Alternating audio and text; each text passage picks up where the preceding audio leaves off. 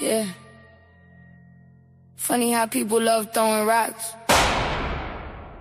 to the glass breaking their house. Don't start nothing. Won't be nothing. Don't start nothing. Won't be nothing. Quit crying now. You was loving the dysfunction. Talk slick online. Now it's tension in public. Same dirt you was throwing came back by the bucket. Don't start fires you can't put out. Whole lot of wolves when the views go up. Whole lot of snakes when the truth come out. Now you wanna play victim. Shut up. We remember. Now it hurt? Oh, okay. Karma outside. Keep that same energy. Yeah. I done seen people smile and secretly plot. Screenshot conversations, send them round blocks. Do foul business, then run to God. Like heaven don't know what type time they on. Whole personality built off drama. Whole page built off tearing down mamas. Whole crew fake. Everybody gossip, then act confused when life get darker. Nah. You created that storm. Every lie got a price. Every snake get exposed eventually. That's just life. See, the internet made weird people famous. Everybody tough with edits and angles. Everybody gangster behind them captions. Till real pressure finally make them anxious. Now they posting little quotes about peace. After years of being messy for free. You can't stab folks and scream don't bleed. That ain't karma. That's receipts. Don't start nothing. Won't be nothing. You was out here moving low and disgusting. Not the same energy turned disruptive. And your own people ain't even trusting. Don't throw dirt, then hide your hands. Universe spin back, that's God's plan. You made beds in all that chaos. Now lay there and deal with that. Tiptoe. Now they ducking their comments. Funny how bullies get quiet when karma responding.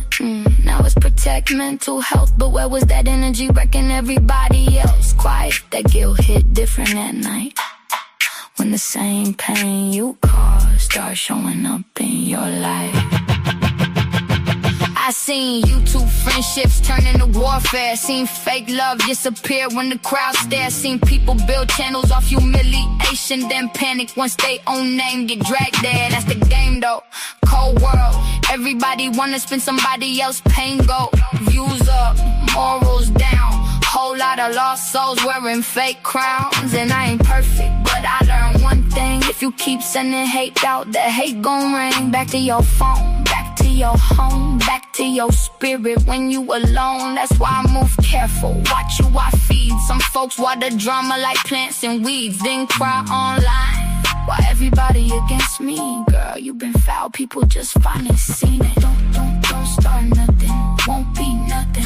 Quit acting shocked cause the truth got ugly. All that shady energy turned corrupted. Now the same smoke got your whole life flooded. Don't start wars, then ask for grace. Can't move dirty, then outrun fate. Life got mirrors for every snake. And karma always know your face. Everybody tough when they hurting people. Different story when the hurt come home.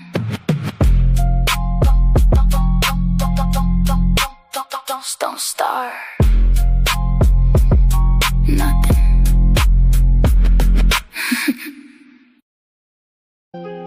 Funny thing about hate, the people that say they can't stand you know everything about you. Every live stream, every post, every move. That's not hate, that's obsession. Run it. Why you watching me if you don't like me? Why are you clocking me? Every upload, every stream, every word I speak. You know my whole life better than the folks that sit with me. Why you watching me? Talking crazy, but you boosting me. You call it hate, I call it free publicity. You in the comments every day promoting me. Why you watching me? You say I'm fake, but you never miss a show. Notifications on front row, screenshot queen. Got photos on your phone, studying my life while neglecting your own. Every week another rumor gets spun. Same five people talking under everyone, claiming that they win it, claiming that they won. But somehow I'm still the topic every morning. schedule. You know my guests, you know my circle, you know my steps. Know every sentence, know every laugh, know every live stream. From beginning to last. Girl, that's work. She could've sent the resume. Spent 10 years watching me and still ain't get paid. Meanwhile, I'm building while you sitting in rage. Trying to stop my shine while giving me engagement. Why you watching me if you don't like me? Why you clocking me? Every upload, every screen, every word I speak. You know my whole life better than the folks that sit with me. Why you watching me? Talking crazy, but you boosting me. You call it hate, I call it free publicity. You in the comments every day promoting me. Why you watching me? Yeah, YouTube streets got the checkers on patrol. Whole channel built around another woman's goals. Breaking down thumbnails, breaking down clothes, breaking down friendships, breaking down souls. Talking all day but accomplishing none. Living through drama like it's oxygen. Trying to recruit every bit of little frame, building fake armies that collapse in the end. See, I learned something. Misery needs company. Happy people don't spend years on a hunting spree. Successful folks ain't checking who I talk to. Successful folks too busy making boss moves. The math ain't mathing. Let's be factual. If I was irrelevant, why you so attached to me? If I was finished, why you still react to me? You built your platform off reacting to me. I don't fear criticism. Criticism helps people grow. But obsession, that's different. Imagine waking up every day to monitor somebody you claim you don't like. That's not power. That's a prison. And you built the cell yourself. Yeah. God got me walking and I know who I am. Can't no comment section cancel God's plan. People throw stones when they don't understand, but every attack on the strength is to stand. I pray for my enemies, wish them healing too, cause carrying that much anger got a cost to you. While you counting my blessings, I'm counting mine. While you studying my life, I'm improving mine. See the difference? One road builds, one road destroys. One creates peace, one just creates noise. And when the camera's off and the live stream ends, you still gotta face yourself, my friend. Why you watching me if you don't like me? Why you clocking me? Every upload, every stream, every word I speak. You know my whole life better than the folks that sit with me. Why you watching me? Keep talking, keep posting, keep obsessing, keep proving my point.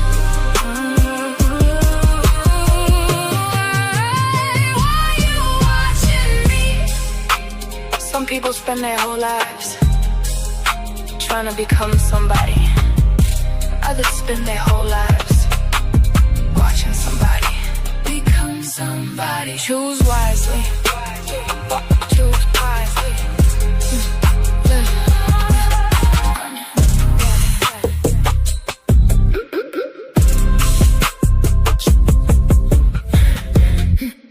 Choose wisely.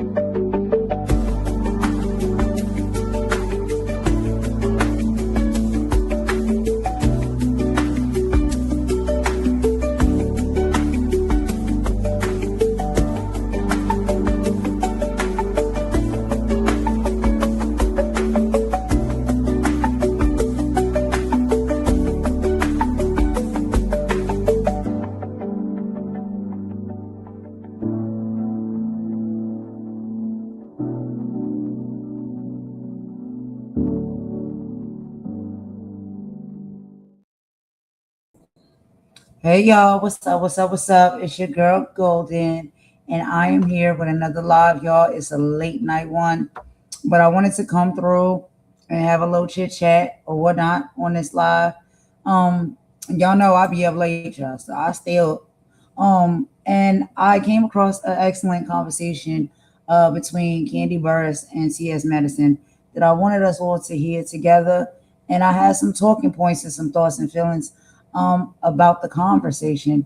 And not only is it about the topic that's at hand, as far as the unfortunate situation that TS was in, that she's handling, taking care of, when it comes to harassment and stalking, but also some of the background information that her and Candy had a conversation about, based off of like her background and her beginning and all of that when it comes to the LGBTQIA plus community, being a trans woman, and all of the things.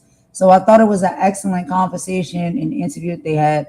And when I watched it, it just struck a lot of things in my head as far as like thoughts. And I wanted to just come share those with y'all this evening.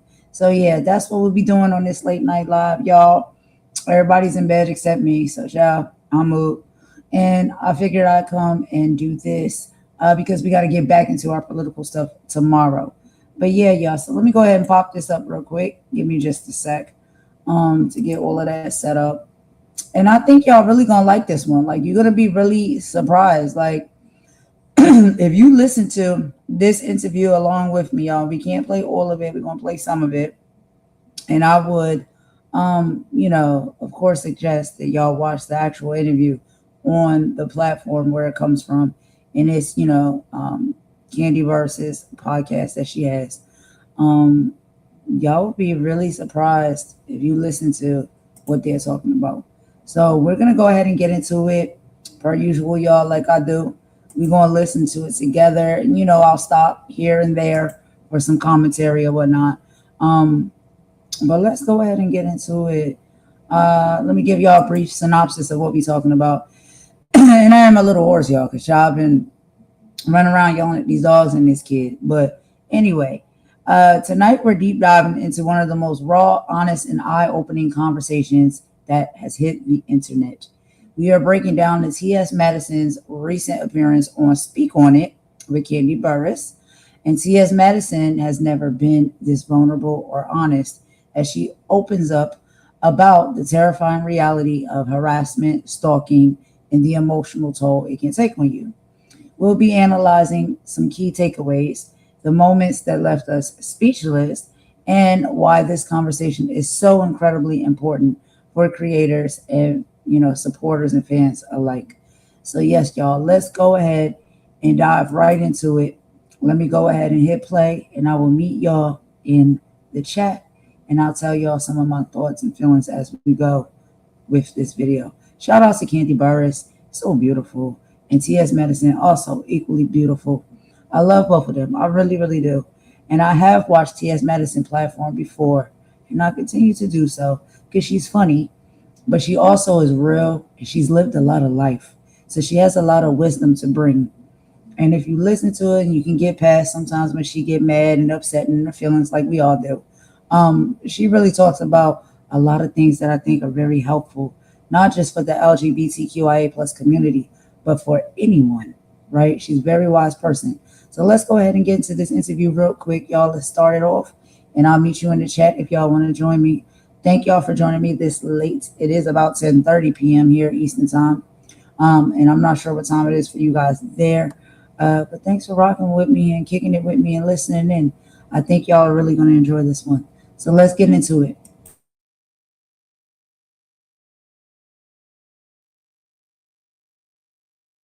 About everything surrounding the trial. Well, we are not at trial yet. We are in the process of. Can you kind of give a little brief for what for people? I've been harassed and stalked. I know that this story will go into a direction to where it's where the person that I won't name has been painted out to be a martyr and a protector of women because they are uncovering DLs and all this type of stuff. Again, like I said in the earlier thing, I'm not a coddler of DL men. Like I was a escort, whatever. That was my job. Mm-hmm. I don't give a fuck about them niggas. I give a fuck about me. Mm-hmm. And so in this space right now that I'm in, it was very scary for me because, and I don't care who watches this and feel away. As long as I've been online, I've never really had anybody openly, outwardly screaming that they wanted to kill me or they want me dead. That was some weird shit That was weird to me. Like I had never experienced anything like that. And so it was, and then experienced it from somebody that's from my own community. That shit was crazy. So why did they want you unalived? Well, they want to me unalive because I represent what they can't be. Hey, what's up, y'all? I am your girl, Kandi, and today we have somebody that I am excited about having right here next to me in the seats because, let me get it right, okay? From viral moments that had the internet talking to becoming a producer, actress, judge, and now a real life change maker right here in Atlanta, she represents resilience, reinvention, and ownership. But beyond the personality, beyond the laughs, there's a real story of survival, strategy, and building something that lasts. Please help me welcome TS Madison. Wait a minute, honey. Do I still get all that from you? As sisterly as we are, I still get that. Listen, that's how you do your sister. When your sister call you, just say, bitch, listen, let me run your accolades down, but girl. I got to. You made me run my own accolades I did. down. You know why? And that stuff was going viral over and over and over. That is crazy. Because you know what happens is, I think as entertainers and superstars, because you ain't just entertain, you're superstar. People want you to be humble. Like they want you to remain in humility. Like, well, yeah, don't say that. Don't do that. You know what? I did that.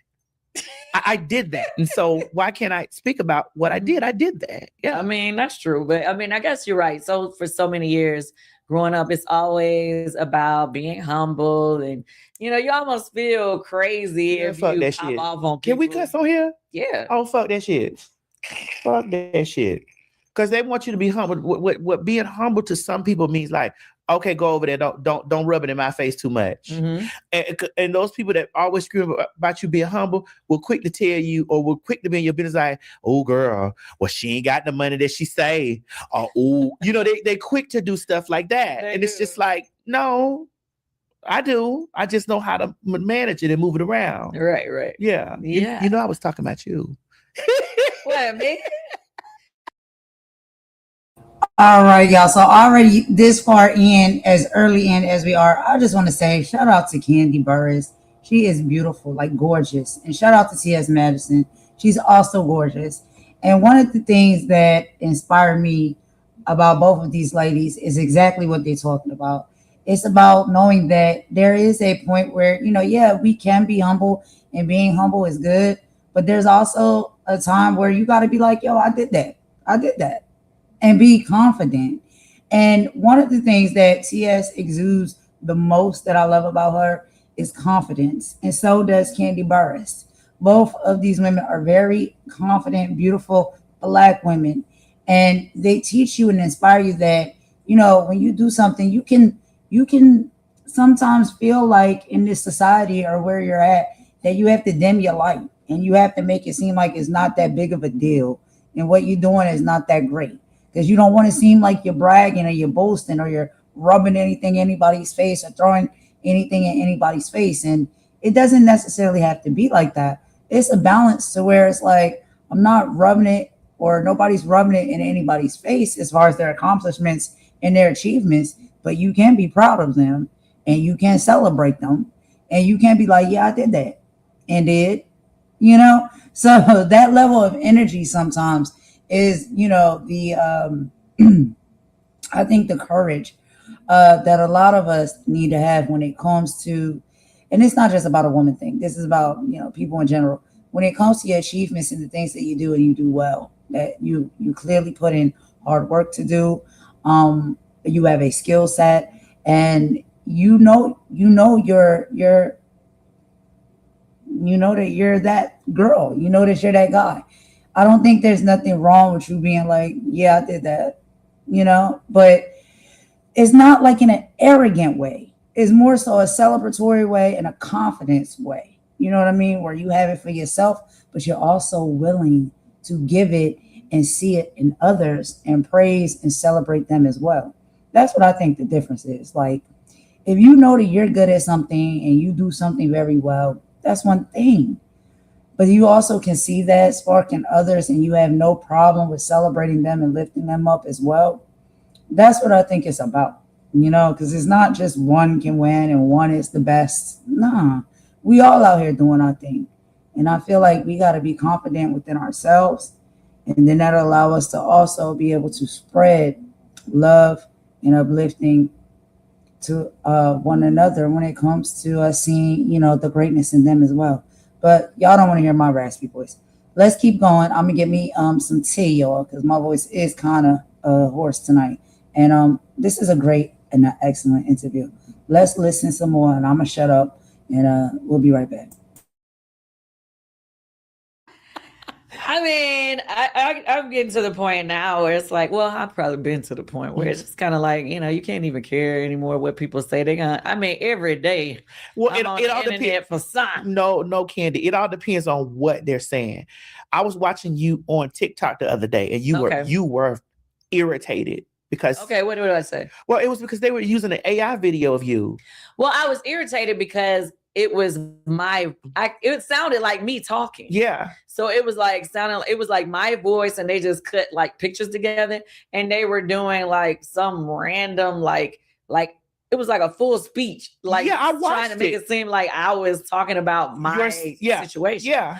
And I know how people really be believing that stuff. Mm-hmm. And it's one thing if a blogger gets on and say something about me, but when you got it looking like it's me saying it, then people be like, what's she mad about? Because she already said he did. And I'm like, no, I didn't. That wasn't my voice. Yeah.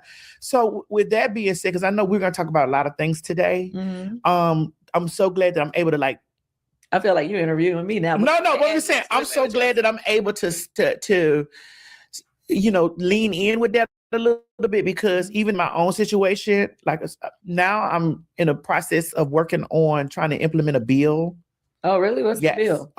Like a digital stalking act, which would encompass those things with those bloggers and that AI stuff and things like, so I'm getting the language and the wording together before I introduce it to some of my friends in the places, but it will protect us because you're being stalked too. So it's going to be protecting us from the blogs? I wouldn't know. I wouldn't say, because we have to make sure that the way the language wrapped around it is where it doesn't affect the First Amendment speech. But people take First Amendment speech and stalking and harassing in a different space. Yeah, it does. I mean, harassment is crazy. Yeah, people be they be doing a little too much. A lot.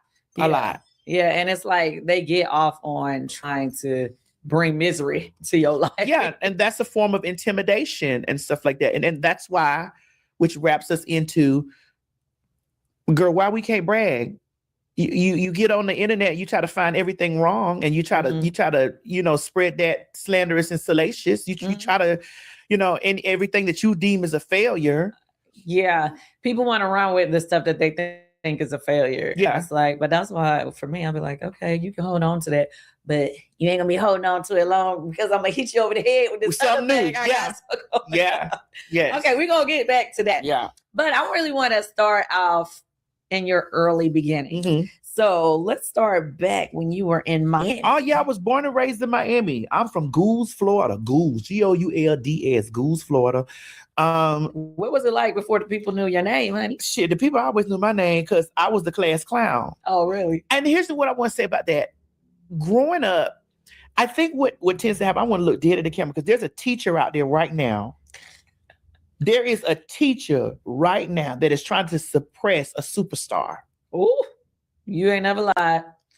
By making them by sending the class clown, by failing them, saying they act out. That student right there needs to be, I don't want to use the word group, but molded and sculptured into being a star. Like, there are people that are not going to go to the Vanguard School of Performing Arts. But typically a lot of times the person who ends up being deemed as going to be the most successful don't be the one to end up being the most. It's the class clown. It's usually the class clown, or the one that's, that that doesn't outspoken. Most, yeah. And so I've always been an outspoken person. Okay, well, let me ask you this. When you were in school, okay, so I know how some people that are in the gay community, when they were young, they went through a point of confusion, I would say.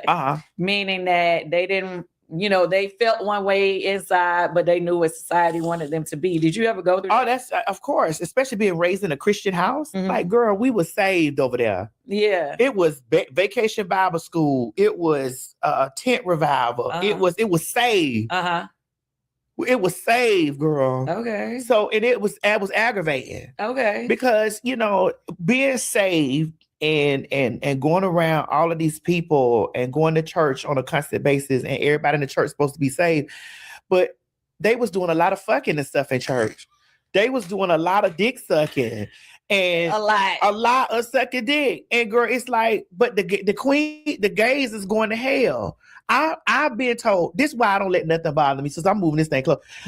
I've been told was going to go to hell even before they knew that I was one of the girls. So I would always hear this like, oh, hell, hell, hell. That's why I'm motherfuckers telling me here now, well, bitch, I see you there. Yeah.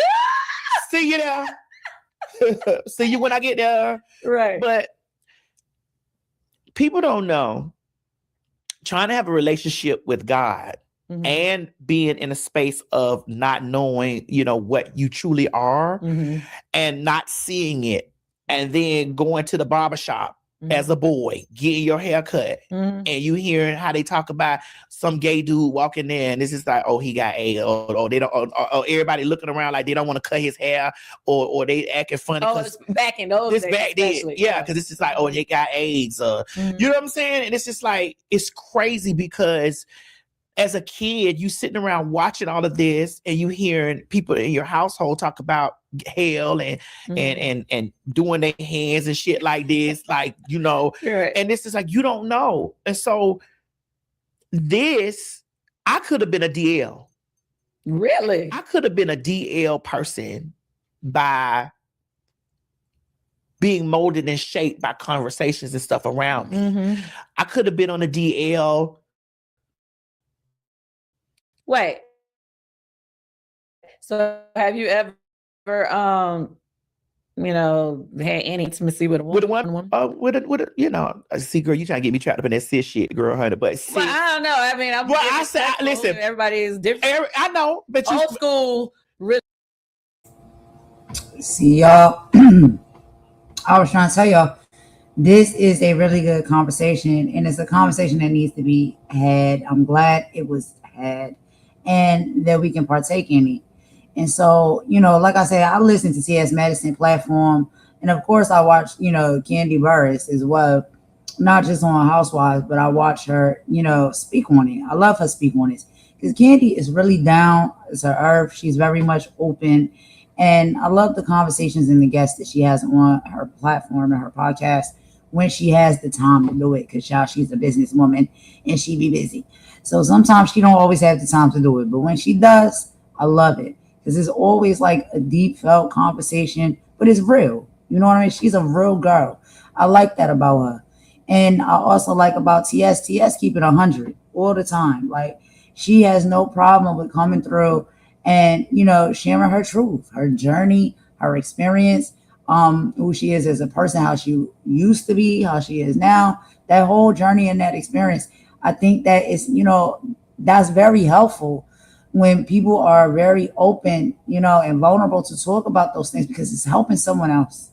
It's helping so many other people, because you just never know who else is on that same path or that same journey as well, that may need a little bit of advice, that may need a little bit of courage, that may need a little bit of uplifting, and you know what I'm saying?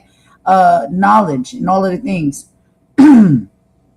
And, one of the things that she talked about, and she has talked about previously, is that, and on her platform, she is also equally very close to her mother. Like, I'm close to my mother. I love that about her. And Miss Mary, shout out to Miss Mary. She's a sweet woman, a really sweet woman. She throws down in the kitchen. Like, it's just so many beautiful things, right, that you can get to know after watching a platform and people over a period of time. And I have watched a lot of TS Madison's platform. And I have seen the connection and the love and, the relationship she has with her mother. And also just how she is brave. Like she's fearless. She is. And she really, is the one who is like stepping out here and encouraging and motivating a lot of other individuals that may be, trans women or whatever, or under the umbrella in the community, to be fearlessly who they are, right?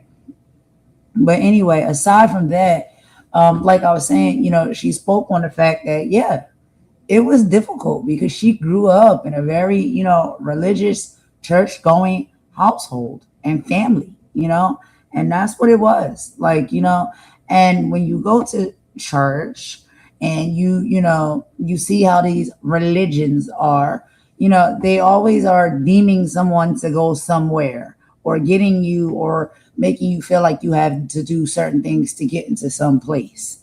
And when it comes to that, honestly, what I've learned as I've gotten older is that that's not up to another human being to decide. That's only up to God, right?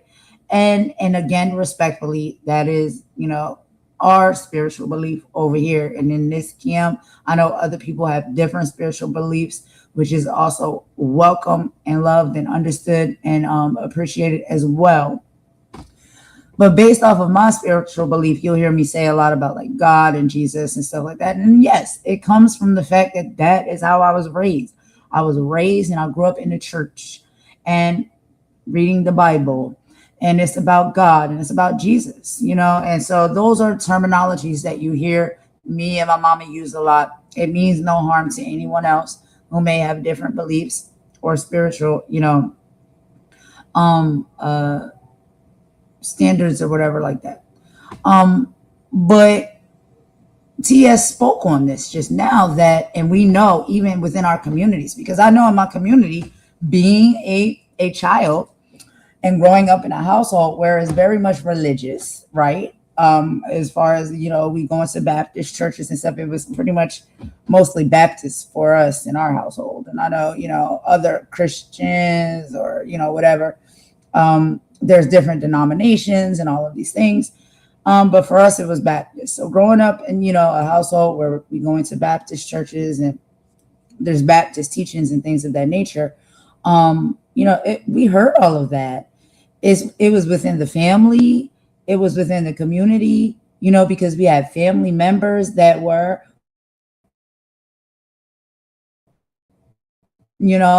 at that time, LGBT things that they would say and weaponize in church, right? To make these people feel as though that they were less than. It was always the talks about they were going to, where HE double hockey sticks.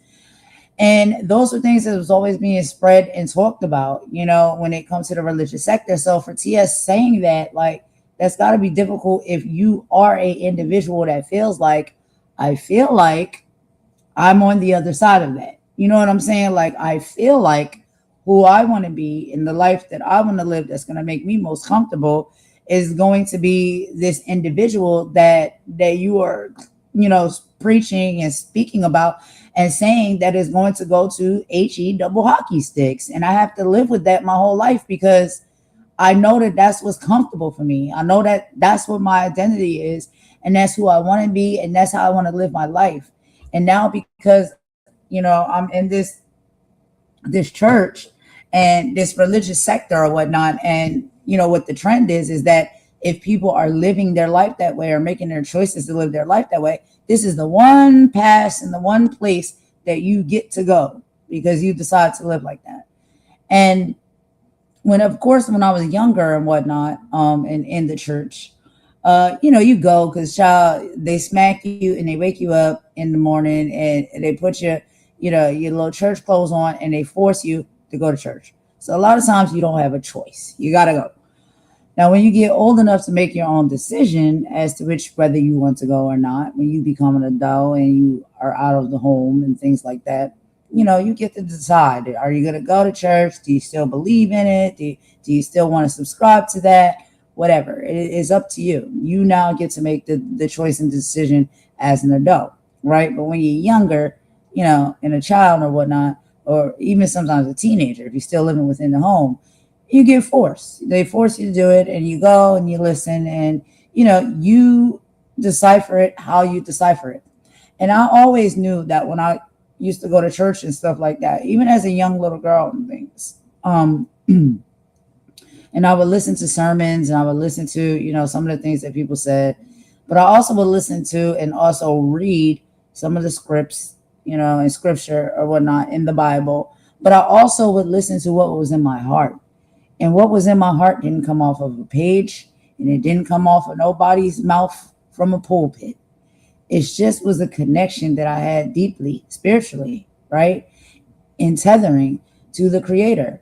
And a lot of times when it came to that, it didn't correlate with what the person on the pulpit was saying. It didn't correlate with what the text in the Bible was saying, because it didn't add up to me. It didn't make sense to me. It wasn't fair. You know what I'm saying? Like it was a lot of times it just seemed to be contradictory, like a lot of what we were reading in the text and a lot of what these people would stand up on the pulpit and preach about, and how I would see people treat one another, religious folk and stuff like that. I said, well, this is all different. You know what I mean? It's like, it doesn't correlate to me. It's very contradictory.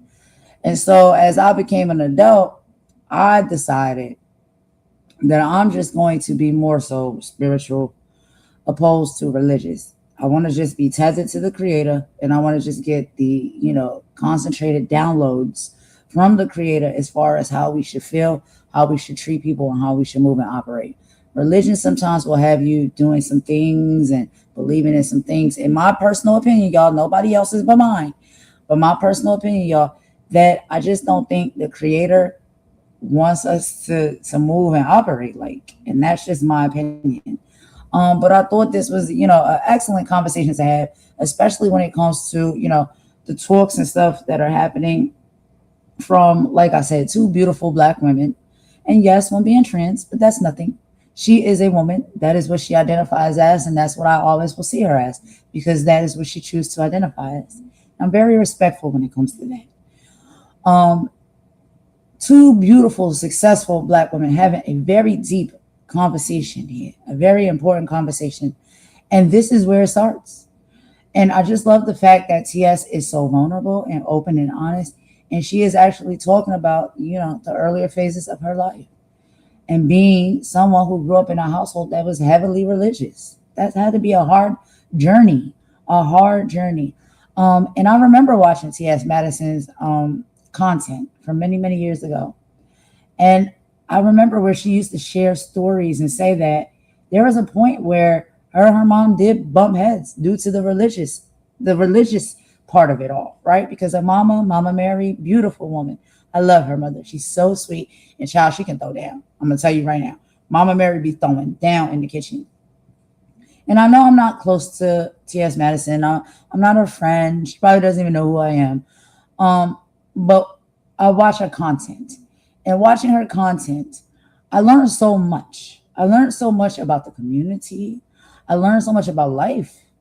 And it has nothing to do with being LGBTQIA. It's just about how we navigate through this life and this world, with our mindsets. We can apply this knowledge, despite the fact that we may fall under a certain, title or umbrella or whatever. But I do love the fact that she's a beautiful, voluptuous, Black trans woman who refuses to be silenced and has made a way for herself and keeps it all the way 100. That when she started out, she may have to do some things she might not be very proud of, but hey, that's life. We all go through a journey. Sometimes we got to do some things to get some things, and we get through it and we elevate, and look where she is now. And I know it's controversial because there is a lot of back and forth when it comes to like her and other creators and, other people and things of that nature.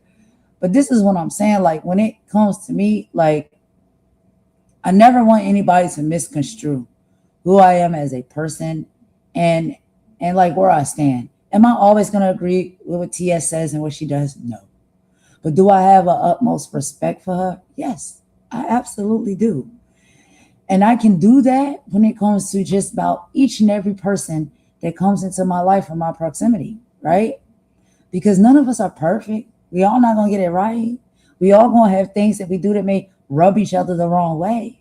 But it doesn't mean that we're bad people, and it doesn't deserve us to be hurt, harmed, bullied, attacked, harassed, and all of those things. But y'all know I am long-winded, and especially when it comes to, at the night hour, that's when I come alive, for real, because that's when I get my time. That's Golden's time. That's Golden's time.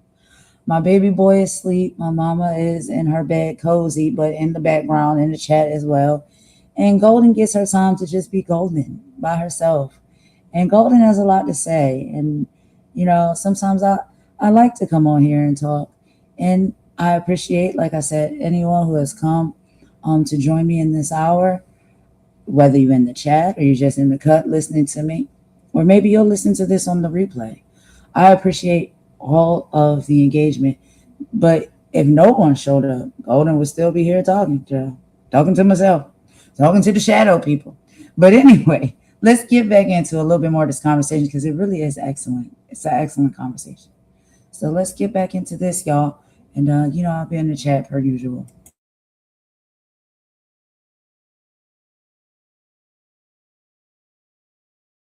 I understand our audience. Our audience is urban. Mm-hmm. And unfortunately, they don't really want to evolve. And it's okay for some, but you have evolved into, because that you have an audience outside of just. Yeah, I mean, everybody got to kind of educate themselves and kind of learn. They should. You have to learn. But since we know our audience, I was like the real girls. I'm gonna talk from the past, and then I'll move it up to the front. I use sis here and there. Okay. But the real girls, I've never been with a biological woman. No kissing, no nothing when you were. I'm talking about when you was young. Yeah, young. I kissed, but I was like, girl, that's my sister. You know what I'm saying? Like, oh, no. I don't mean like this my sister. I mean like that, because what I'm saying is, I like was you said, the things that they was trying to put in, what you supposed to do. Yeah. From growing up in the church versus what you were feeling. Well, I mean, I've never had sexual thoughts of a woman. Oh, okay, cool. Especially when I started seeing adult films, because I was introduced to adult films because my granddaddy had like these dirty sex tapes in his drawer, and I was digging in his drawer one time, and I was like, "What is this?" And I went and put it in while he was at church. Yeah, I used to always like look at the nasty shit. Right, the nasty shit. While he was at church, I'll put the videotape, and I was like, "Oh, I'm looking," So I would see pussy and dicks, and I knew that I wasn't there for the pussy. I knew I wasn't there for that. I'm like, oh shit! I was seeing what the man was doing to the woman. So So at what age did you just got comfortable and just like, this is who I am? It was around about it was in 92. I was about 17. Mm-hmm. And I always knew that I was different. Like I knew that I was different because I have brothers. Oh. And so my brothers are like what boys do. And they look at girls, they like girls. Like man, we all born from the same mama, lived in the same house, got the same teacher, same upbringing. And it's very much so like my two brothers are girl crazy. Mm-hmm. And I'm over here like, okay, what am I supposed to do with that? What am I supposed to do with that? You know what I'm saying? But I'm gonna go back to you. Okay, come on. So one thing that I did want to say was you posted some pictures of yourself back in the day. Mm-hmm. And then obviously everybody knows what you look like now. So how do you feel when people be going back and forth about your early days of, finding your womanhood? Well, you can't whoop me with what I give you. I gave it to you. So you can't beat me with it. Mm-hmm. I've seen people take the pictures that I put out, or even from when I did adult film. Like they'll take stuff and put that out there like, look at that, look. I'm like, okay. I be saying the same thing when people talk. I'm like, okay. And I just wanted to pause it right there and make some commentary when it comes to that as well. And this is one of the things that, I'm getting better with, and my mama is really good with. And she's also been like the biggest teacher of me of that. And she was like, own your ish, right? Like if it's something that you've done, if it's something that you've been through, if it's something or however you used to live your life, whatever choices and decisions that you made, you have to stand 10 toes down on that. And when you own your ish, can't nobody throw that mess in your face. Can't nobody weaponize it against you. Can't nobody make you feel no type of way when they bring it back up, and try to talk about it and put it out there. Because you already know, like, yeah, I did that. Yep, that's where I was at. Yep, sure did. Yep, said that. Yep, did that. Was over there. Yeah, all of the things. And I feel like when you have that ability, it's a superpower. It's a superpower because you take over the narrative of your life and your experiences and your journey through this life. You take that over. You can't let nobody else rewrite it for you, and you can't let nobody else make you feel bad about it because you've already owned it and you lived it. So how can anybody else write it if you lived it? Can't nobody else write your biography better than you. Now, once you gone up out of here and you done passed over or whatnot like that, people want to come and they want to tell your story. You have no control over that anymore because you're no longer here with us. But as long as you walk this earth, right, and there's a story or there's an experience or anything that might have happened in your life or things that you might have went through in your life and choices that you might have made, the best author of those things, the most authentic author of those things is always going to be you.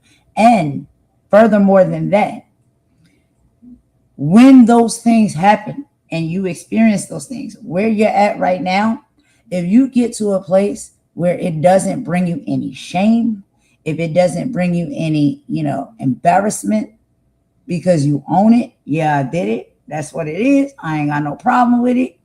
Next, you dismantle everybody who feels as though they can have some type of power over trying to throw something about you that you experienced or you did in your life in your face.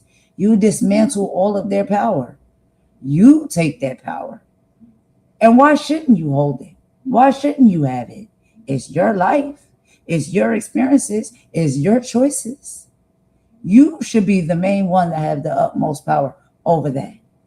And when you get to that point where there's no shame, there's no embarrassment, you just let these people talk, they talk. And a lot of time, if you let them, the way these people move, child, they don't even get the facts straight when they talk about the things, okay? The way I see it is, hey, if you want the real tea and the real story, come talk to me. I'll tell you. And it'll be just as juicy and just as salacious and all the things that you want it to be. But it'll come from me because who knows better than me, right? Or any of us out here, right? Who may be experiencing this. Who know better than us the experiences that we've been through, the things that we've been through. Even if it's things that at some point in time, we might not have been too proud of them. But as we grow and we mature, we're like, hey, that's just part of our journey. That's just part of our history. That's part of our timeline. It is what it is. And when you do the work and you can accept that, right? And you've moved past it, it is in your past, but it's like, yo, yeah, and did it, and said it, and was next. You dismantled these people from having a power over you to embarrass you, to drag you, or to make you, angry. So y'all can see, and this is a living testimony that you can see with my life. I don't mind being an open door. Now, my mama has got this more down to a science than I do because she's a fine wine. It gives you got to take a few more years sometimes to really get it right. Sometimes you do, sometimes you don't. Some people get it together, in a younger age or whatnot. And that's excellent and that's lovely. That's the goal, right? My mama's a fine wine, and my mama is very wise. And she taught me this. I hear others when they sit on platforms and podcasts and stuff like this, and I can appreciate what they're saying, right? Because I understand that I heard it already. My mama told me. She taught me that. She said, can't nobody weaponize nothing against you that you ever been through or you done in your life if you own it and you accept it, right? And you push forward despite it. Then they can't control you with it. They can't make you feel bad about it. You know what I'm saying? Y'all get me? And so, 1-800 said that is true. Yeah. So it's like when you get to a point where you're able to like really accept things that you've been through, accept choices that you made and things that you have done, your life experiences and things like that, your past, your history, and you're okay with it, you're settled with it. When someone tries to dig it up, when they try to throw it in your face and they try to come at you with it, it's not going, what is it going to do? It's going to surprise other people because, you know, they may not know you. They don't know that that's your story. But half of the time, the people who are digging things up to tell your story, they're not telling it right. So for me, I'll be like, yo, slide to the side real quick. Just slide to the side real quick. All right, so we're going to talk about this. Oh, okay. So back in 1963, when I was over there with so and so, and we was doing this and that, let me tell you exactly how it went down, because I would think it would be best told by me because I was there. I lived it. I experienced it. I don't need no other party coming out here to speak about my life experience. Especially if I'm alive and I'm able-bodied and mind to be able to tell my story and my experience and what I did, you know, or what's going on in my life. I'll tell you. I got you. Don't worry about it. Especially if you're not ashamed. A lot of these bone collectors and individuals that try to come out and they want to bring up people old, you know, past and information and things of that nature, they feel as though it's going to embarrass these individuals or is going to, you know, make them feel like they're less than. But what they don't realize is we've already made peace with our choices and our decisions, right? That we made. It's in our past. We lived it. We did it. We're no longer there. We're no longer in that position. We've moved forward from that. But you think that you're doing your big one by digging up people's information and throwing it out there for the public, for everybody to hear and know about. Now, is it our choice necessarily all the time to express all of our intricate details of our lives? No, it's not our choice, because we get that choice. We get the choice to say, maybe I'll share, maybe I won't share. It's up to me. These invasive type of individuals that's out here these days, child, they will try and dig up your information and throw it out there and think it's a gotcha moment. It's not. It can't be a gotcha moment for somebody who doesn't mind if it's out there. But what you won't do is mistell the story and the history. You won't add things in, take things out, spin a narrative or anything like that you feel or you see fit to do, because you didn't live it. You didn't walk it. You don't know what happened. You don't know what went down. But if anybody is interested, phone me up. Hit me up. Slide in the DMs. I'll tell you all it is that you need to know when it comes to my life experiences and things that I've been through, because the only one who could tell you best about it is the one who went through it, you know?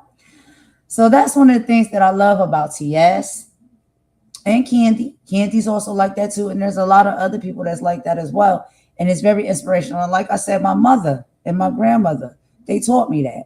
And, you know, when I was young, of course, I didn't get it. Because, you know, you always, when you're young, you're always worried about what people thinking about you, you know, as a teenager and things like that, your reputation and boop, boop, boop, boop. As I became a woman, what my mom used to tell me when I was very, you know, young and a teenager and all of the things, I dismissed it when I was a teenager. As I became a woman, I appreciated it because I understood the power that it holds. Yeah. Own your shit.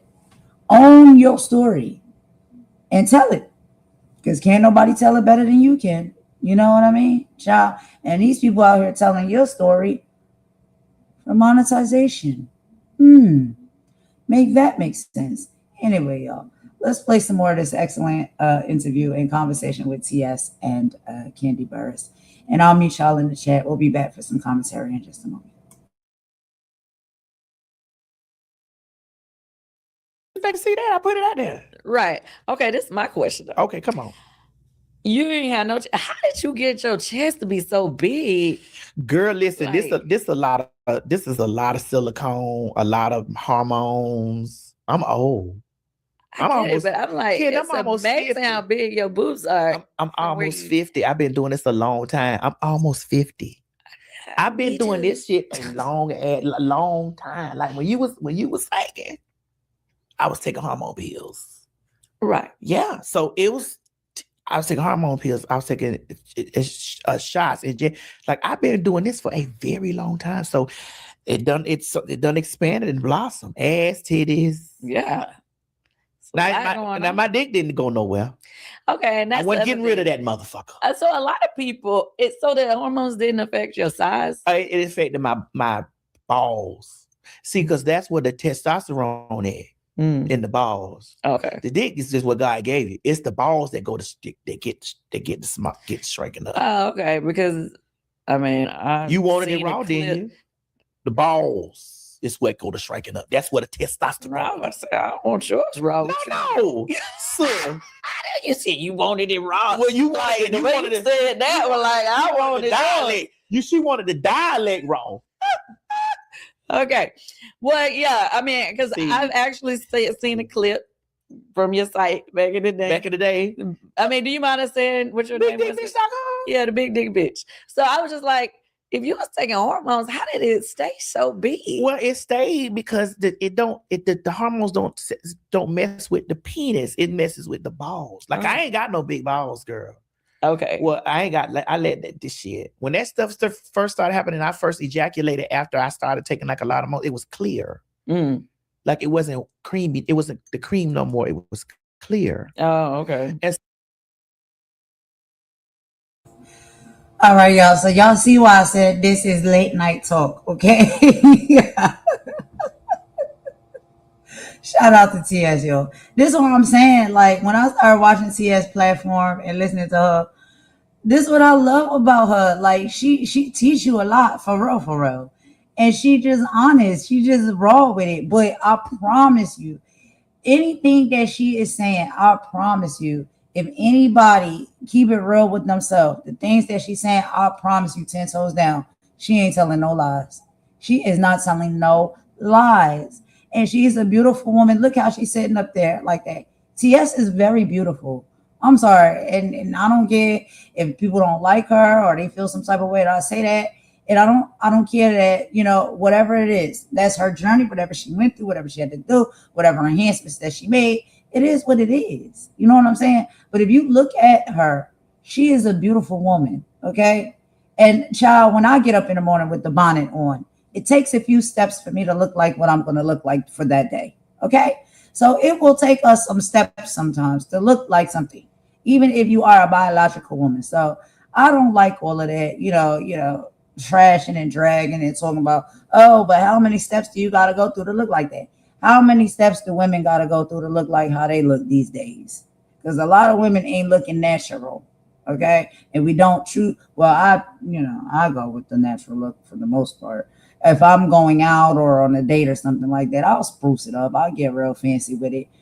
But child, for the most part, when my boyfriend come over, I have a bonnet on my head. Sometimes I do. But it's just like, come on, y'all. Can't we just be real with one another? Can't we just be open? Like we ain't gotta be all nasty work like that. The nasty work is what really gets to me. But if you sit up here, you looking at TS, I'm telling you for real. When I first saw TS, I didn't know TS was a trans woman. I didn't. And there's a lot of other trans women out there that I didn't know they was trans women. They take a very big pride in their appearance. And, it's sometimes, you don't. That's a whole nother conversation for a whole nother day, because we know, men have some things to say when it comes to that as well. But TS is also a person who schools the girls, and she tells them, because she's been through that in her younger years of her life.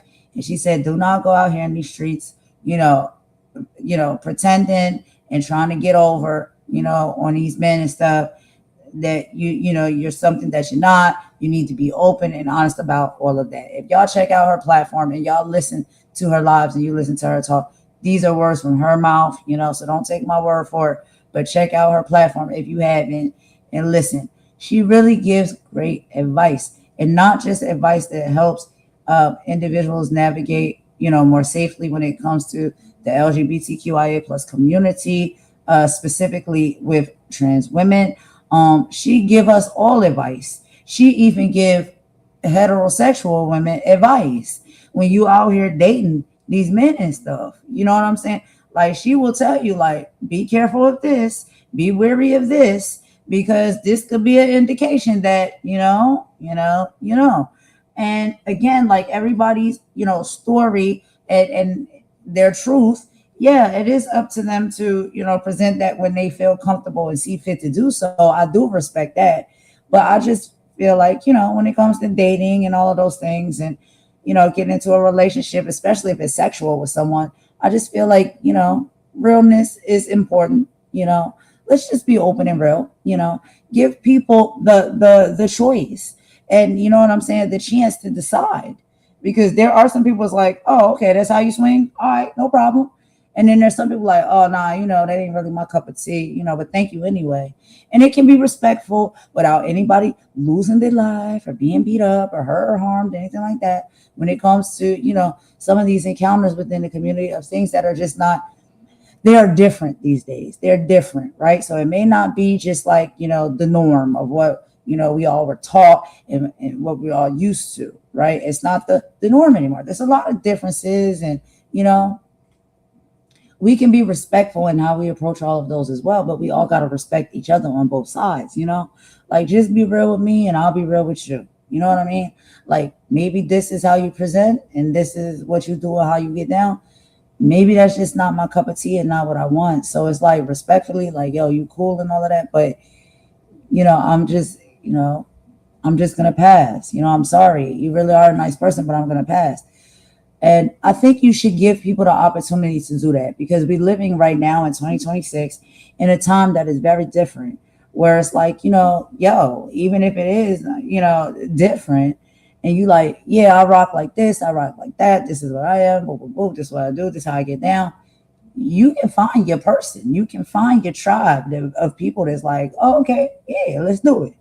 But then you might come across some people that's like, oh, no, I'm sorry, that's not really my cup of tea, but you're really nice and I like you, thank you for that. But, I think I'm a pass. Like, why can't we do that respectfully? You know what I mean? And have that option and that respectful conversation where it doesn't lead to fist fights, or it doesn't lead to unalivings, or it doesn't lead to, like, pretending or anything like that.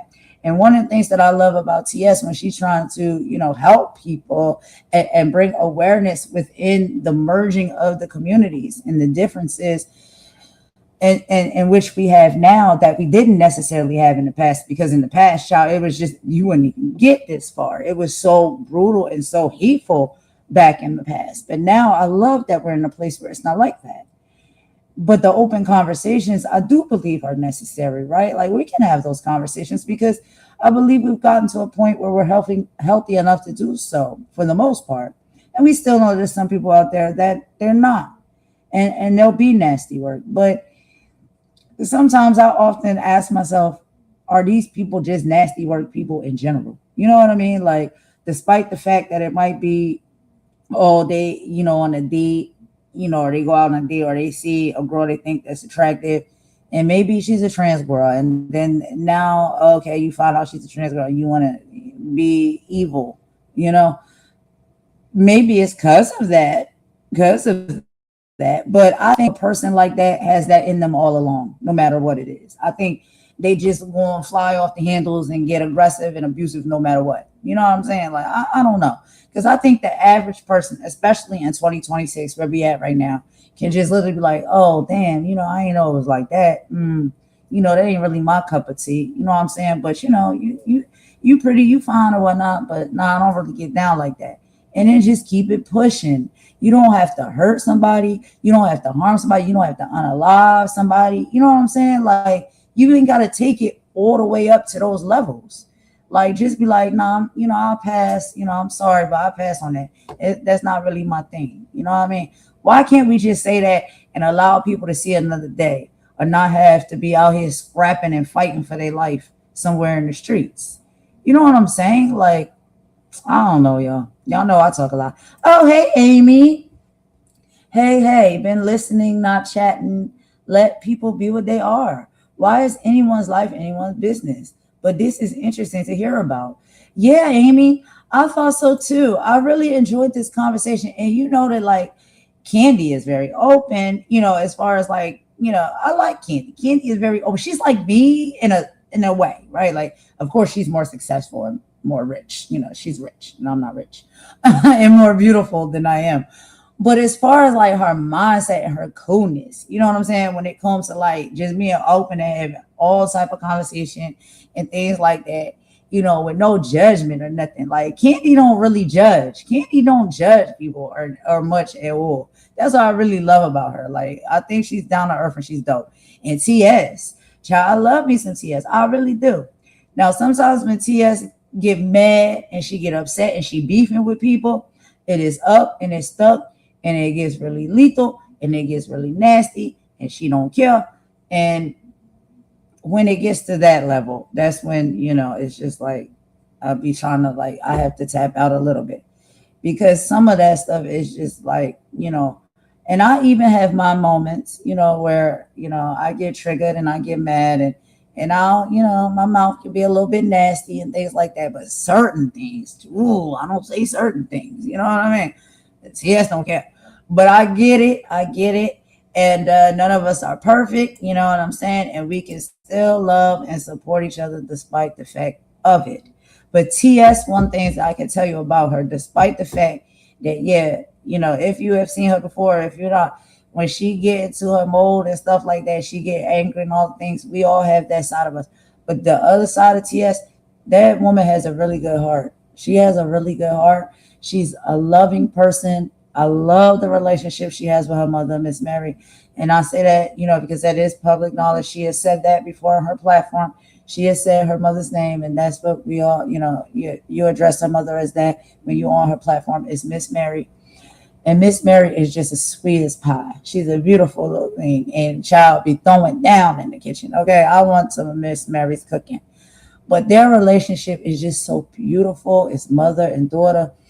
And it reminds me of the relationship I have with my mother. And TS, she really will look out for her family, her blood, her friends, and all of the things. And yeah, sometimes she boss up and she floss up. And sometimes, she gotta, get them right. And sometimes that comes with her going below the belt. But hey, we all have these different shifts and stuff of emotions and energy and things like that. Does it make us a bad person? No, we all are human. We're going to have these different emotions and responses and experiences and stuff. And so I've had words with TS. Yeah, I have. But she, I left it where it was at. You know what I mean? I did apologize to her when I needed to apologize to her. But, it was some things that I seen. I was like, ooh, lethal girl. Like lethal. Like real lethal. But hey, this is a platform that sometimes can change you and make you be lethal that way. You wouldn't even think that you would come out on this platform and be the way that you are until you experience some of the things that you do. And you got to imagine, not just in real everyday life as being a trans woman, but then coming to the internet and this platform, all of the things that she's had to fight through and go through, right? It will give you PTSD. It will change you. It will kind of try and like get you to a place where your heart has now become cold and hard. And you fight tooth and nail for it not to be that way. But a lot of experiences sometimes it's like it thrusts you into looking in that mirror and not knowing who's looking back at you. I've been there. I'm fighting through that experience right now. But y'all know I talk, y'all. Let me stop. But hey, 1-800 Brick City, thank you so much. You always coming to kick it with me. I appreciate that. And what's up, Amy? Thanks for coming in, Amy. Thank y'all for kicking it with me. I know it's late, y'all. It's about 11:30 p.m. here Eastern time. And I think most of y'all are on Eastern time too, right? I know Brick City, you on Eastern time, right? And Amy, I can't be 100% sure what time zone you're on, but thank you for joining me. But Golden can't sleep sometimes. So Golden will just get up here and I'll be watching stuff and listening to stuff. And sometimes I like to chat. So let's get back to it and hear from TS and Kandi. And I'll stop talking to y'all for a minute and we'll get back into it. I'll meet y'all in the chat.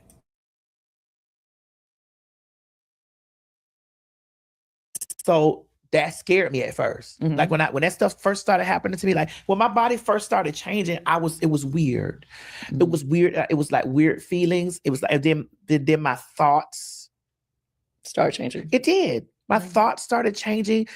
The way that I started having sex, like when I'm really heavy taking hormones, I get very hype, like not hypersexual, but I get overly wanting sex, Mhm. and then I stop. Mhm. Like I don't want it. Yeah. And sometimes I go through periods of time where I'm like, okay, let me pull back from these hormones because this shit making me horny. Mhm. Or it's making me like not want to have sex. It's Mhm. weird. It treats everybody's body different. Right. Yeah. So this is another question that's not on this part. I don't want to move. I want to clarify something because I Okay, don't go want the ahead. girls to bust a bottle on the ground about Go it. ahead. Everybody's experience with the way that they do their self is different. Like that's my experience. And I want to say, talking to Dr. Heavenly, Mhm. she told me that she had got some Testosterone. pellets, and she said I after did. she took, you did too? Mhm. Okay, so let me tell you what she told me, and you Okay. She told me after she got those testosterone pellets, she Mhm. said she not forgave her husband. She said she understood her husband. She said, Madison, I wanted to fuck all the time. She said, bitch, after I took them them testosterone pellets, I wanted to fuck all the time. Well, I know I constantly, my mind be in the gutter all day. Okay, Yeah. so being that, no, being that we understand now, like, do you forgive a man? No. Oh, me either. Fuck a nigga. I mean, I just feel like, I mean, I get it. You can think about it all day, but you still. That girl told me my sister said, bitch. It was very, she said, bitch, she said, I had to go back and be like, damn, not knowing my husband going out to want to fuck. Mm. And I said, well, that's what the female hormones did for me. Like, I wanted to just have, I didn't want to use my piece. Mhm. I wanted to be engulfed. I wanted to be wrapped up in the arms. I wanted to be. You wanted to live yourself. Oh, just ravish me. Pull my penis off and tear me up. Okay. Stop. Roll back. I got another question. So when you were going through your training, and I be feeling like these questions are important for someone who is young and at that turning stage in their life. So when you were, learning, like I said, how to be the woman that you were. Some people make the choice of they want to keep their parts, and the other people don't. So was that ever a question for you? Yes, it was. Okay.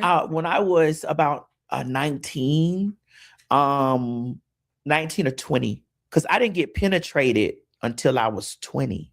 Oh. I was just an orgasmic oralist. I could suck a golf ball through a straw. And so because of the AIDS epidemic during that time. And so, we would always the 90s. It was always talking about AIDS. If you say you're gay, you got AIDS. If you go in.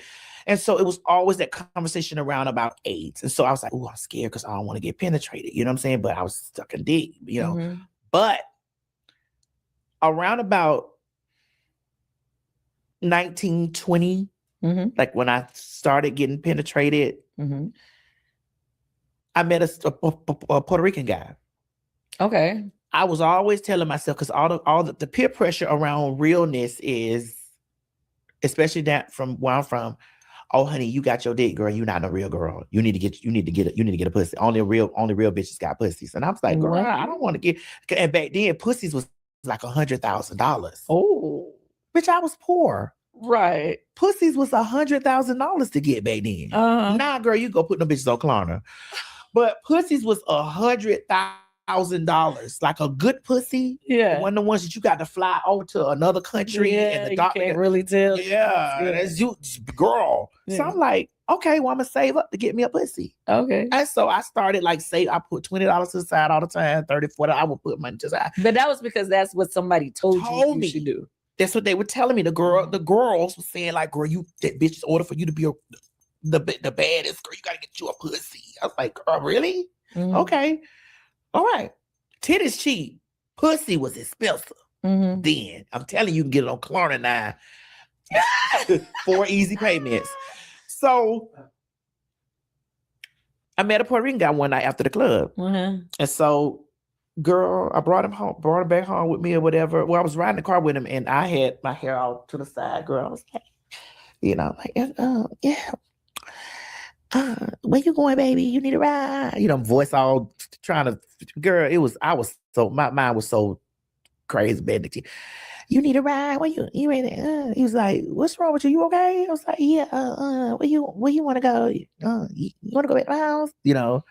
I took the boy back to the house. Because I know I'm chopping it up real quick. I took the boy back to the house or whatever. And you know what I'm saying? I had my hands in front of my thing like this or whatever. And he was like, move your hands.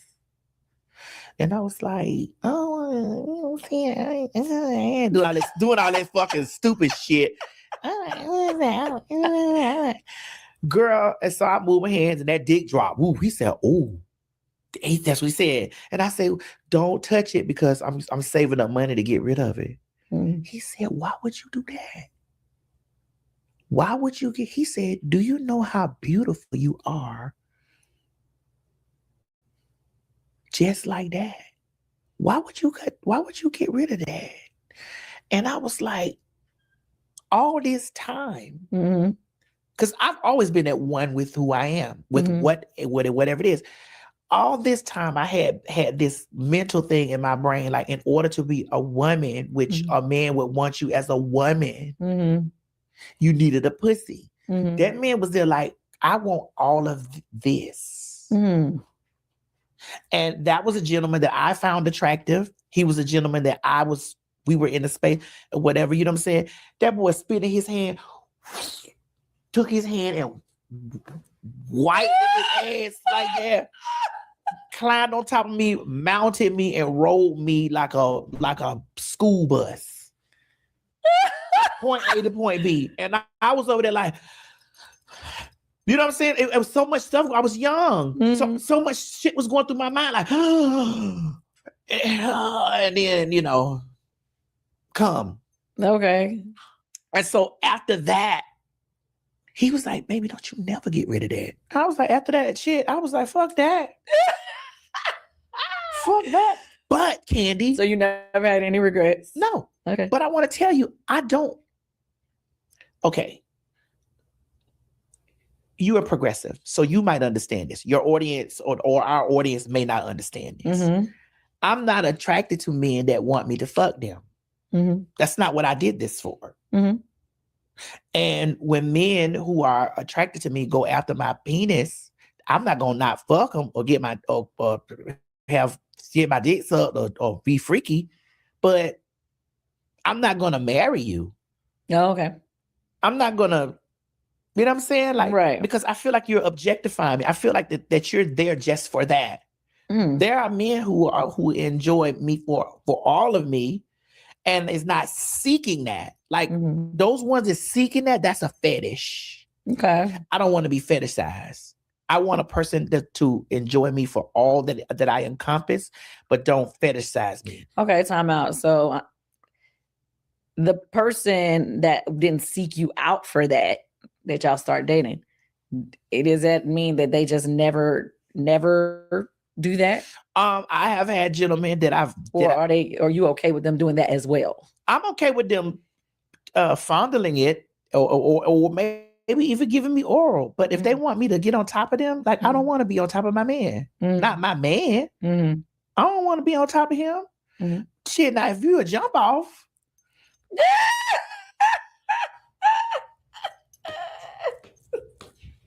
Okay. That's interesting. But do you understand?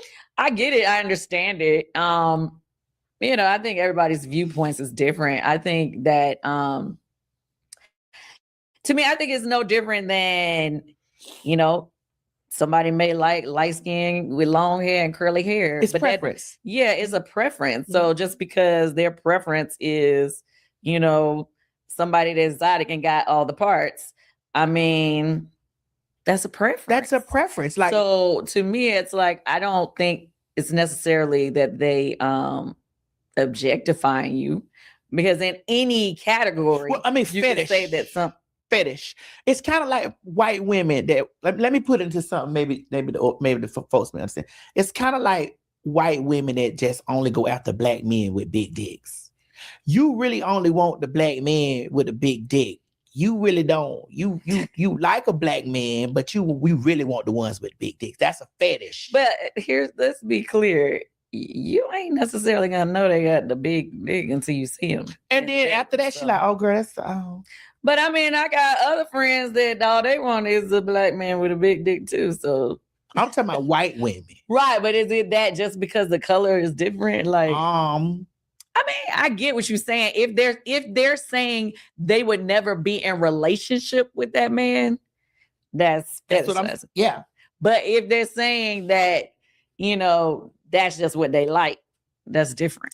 Well, what I'm saying to you is, if somebody is looking for that, them chasers, but if they want to chase and make that person they don't usually want to do that, girl. Because as soon as they make that person they person, if they person got a friend or a sister, they come over, they trying to slide over there too to see what that's about. I done been through all this stuff before in my life. Well, okay. Well, you can tell me better than I can tell you. Yeah, so I'm gonna listen to what you say. I'm not. Listen, if you a trans chaser, hey, I ain't got no beef with you. You got your money.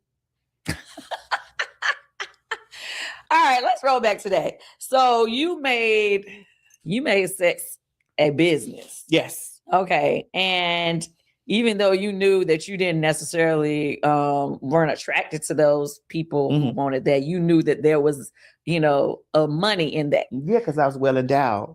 I learned that from chasers. Mm-hmm. Oh, I'm like, what that mean? What does ooh mean? What does mean? Mm.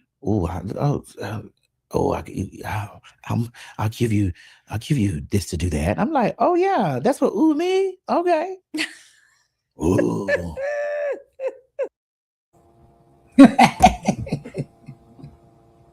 She said, that's what ooh mean. Okay. Ooh.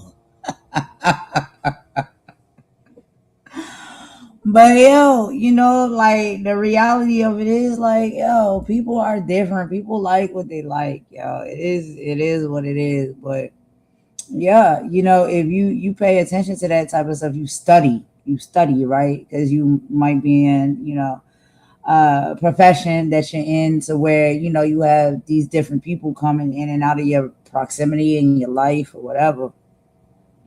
And you study and you see like, okay, this is what they really into. This is the part they really about. And you a hustler, you gonna get that money anyway. You need to get that money. And so if that's what they into, and you happen to have what they need, you got what I need, then you know, you do your thing. It's no shame in the game. It's no different of any other hustlers out here that's hustling watches, pocketbooks, shoes, anything like that. Like, you know what, you know, your consumer wants. And if you have it to give it, then you do what you got to do at that time. And so she's speaking about a time, you know, early on in her life or whatever, you know, where, yeah, that's how she used to move and operate. She don't do that no more, you know, she doesn't have to. And a lot of times when it comes and it boils down to these things, it does boil down to necessity, right? A lot of people move and operate and they may, you know, do these things and make these choices and decisions because at that time there's a necessity there. There's something that's needed. Like, I need to pay my rent. I need to, you know what I'm saying, put food on the table, feed myself, whatever. Or I may like things. So I want to get my nails done. I want to get my hair done. I want to, you know, get outfits and clothes and stuff like that. And hey, you know, it is what it is. I'm willing to play ball. And I think a lot of people have been, you know, sometimes probably in those, you know, predicaments. And it ain't got nothing to do with just being under the LGBTQIA plus community.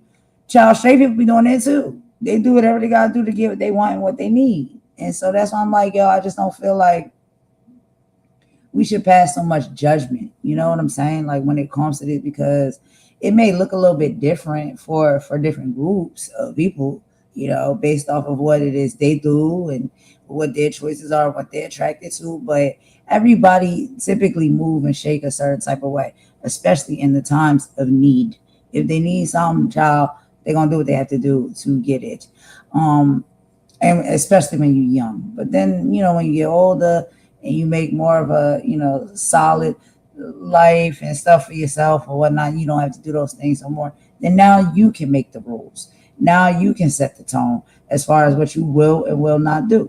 You know what I mean? And so let's just keep going with a little bit more of the video, y'all, because y'all know, child, I will go on a whole speech. But let's get back into it. I'll be right back. I'm going to meet y'all in the chat. And I want to clear the air. I want you to understand that this is not just a white thing. See, black people had this misconception that only white men was like into the girls. Or no, they did. They used to make this thing like only white men into the girls or only white men. Because back in the day, it was this misconception that and I used to cuss the other working girls out when I was a working girl. Mm-hmm. I'm like, you pussy assholes out here charging all the white men and fucking the black niggas for free. You're crazy. Mm-hmm. I built my entire empire back when I was doing that off of black men that enjoyed the girls. And the white men didn't like me because I was voluptuous. See how you petite? Am I? Girl, you look good, bitch. Well, I ain't even sit up here and hold you. Bitch, you look good. But you small and so white men like skinny girls, big titties. Okay. I got big ass, big hips, big titties. And so that's that's fat. BBW. Mm-hmm. So there's just a small group of them. To black niggas, that's fine. Big titties, big ass, big, small waist. That's you a bad bitch. So I'm not fucking you for free, nigga. Okay. So what's the most money you made in a year off of your website? $1 million. Ooh. $1 million. And I didn't know that it was $1 million until that tax shit started rolling around. How old were you? I was 30. I moved here when I was 26. I was 30. 30, maybe 31, I think, like that. Because I didn't really understand how that stuff worked, Because that was before people was really making money on the internet. Yeah, I was a .com girl. I wasn't the OnlyFans girl. I was a .com. DOT. Com. And I had a dedicated server. I was paying, money for a dedicated server. So like my stuff came, like I learned all of this stuff. And that's what made me look at it as a business. I didn't look at men as like, I didn't lust for men. I don't lust for men to this day. I looked at men as monetary units, especially after I understood like that, like I was a hot commodity. I was a commodity. Yeah. And it was, oh girl, I don't like you, nigga. I don't want to meet you. Wow, that's deep right there. And I love being able to listen to podcasts and platforms where there are people who, may, own the platform or the podcast or whatnot that have an energy and a spirit that is just so, opening and welcoming for people who they bring on to interview and have conversations with to feel very comfortable with opening up and telling their truth. And so what she just said right there is, basically it's like she never seen men as like, oh, you're going to be my boyfriend, you're going to be my husband, this is going to be a relationship. She always seen it as like, you are a financial gain to me. Like this encounter or this interaction that we're going to have, this is going to be about finances and finances only. You know what I mean? And this doesn't have anything to do with being under the LGBTQIA plus community umbrella, because there's a lot of straight women and straight men that have the same mindset when they go out, and engage and interact with the opposite sex or the same sex. Well, if we're talking about heterosexual, it's the same opposite sex. If we're talking about homosexual, we're talking about, maybe different, or bisexual, we switch it up sometimes. So there are a lot of people that when they enter into encounters and interactions with one another, there's a lot of people that just solely see it as that, as a interaction, a financial interaction, not necessarily expecting or thinking that there's going to be a relationship, there's going to be romance, there's going to be love, there's going to be marriage, there's going to be a family, there's going to be a white picket fence and a house and all the things. There are some people that just engage for that reason, right? That there's something that's going to come out of this transaction that we're trading off for, right? And there's women, I'm telling you, straight women that will get with men and they'll be in relationships with them on the sole fact that, okay, this guy, he's a football player, or he's an entertainer or an actor. And, I'll have, whatever it is with him, an encounter or roll around in the sheets or some type of, situationship.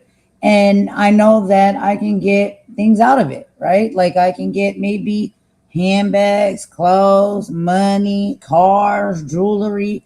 Maybe he's in a spot, how he works, financially, to where he can give me a job, an opportunity, or something like that.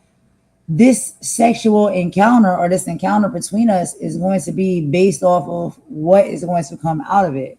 And it's not necessarily a relationship, romance, a marriage, a unity. Sometimes it's transactional, and that's just what it is. And that ain't got nothing to do with, just LGBTQIA plus. That's with people in general that sometimes interact with one another like that. Men and women, and women and women, and men and men, and whatever, And so, wow, that was really, very honest of her to say. But, I know TS to be honest. She's always like that. So I'm not surprised. But I think it's just something that we should listen to and pay attention to, and realize that there's a lot of people that go into encounters with other individuals sexually, no matter what type of relationship you're in, whether it's a heterosexual one, homosexual one, bisexual one, and all of the other things, right, that may be now. Because, I'm so old school. I try to keep up. I don't know all of them, y'all. I just know the main three. I just know hetero, homo, and bi. That's it. That's the only three that I know. The rest I'm trying to learn and be respectful of, because I understand people live it and they choose it. And I always want to be respectful of people's choices and lifestyles. But I only know those main three. But a lot of people do go into them with just only expectations of this is transactional. There's no love. There's no relationship. There's no, finality here. This is just, I need what I need and you need what you need, and let's make it work.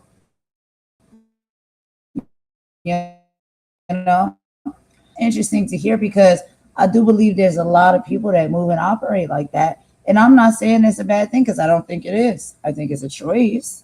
I think it's a preference on how people desire to live their life.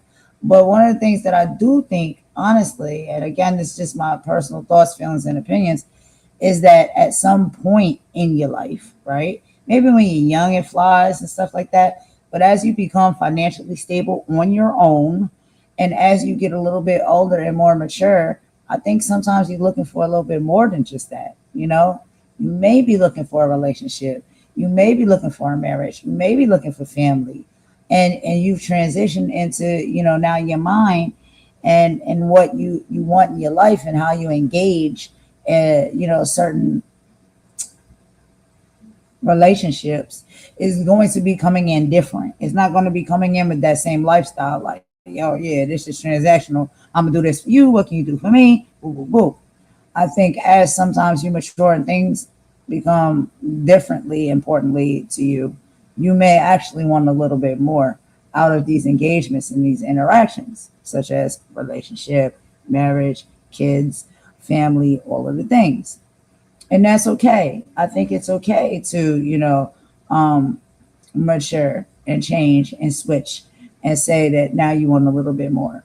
But I think sometimes the hardest part of that navigation is your own mindset. Having to change your mindset when it comes to how you engage and enter into these connections or relationships or situationships with people, and being honest with yourself. Like, because I think sometimes you could, meet somebody, you be like, yo, I really, really like this person.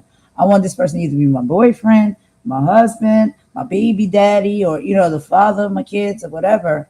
But I'm so used to things just being transactional. I don't know how to really pivot and switch from that, right? And how to talk and navigate around that to, get out of it now a different outcome than what I'm so used to being okay with. You know what I'm saying? Does that make any sense to y'all? Y'all let me know if it does. But let's play some more of the video and I'll be right back. With the stove, nigga. I don't want you rolling up and be talking to me, nigga. Where your money at?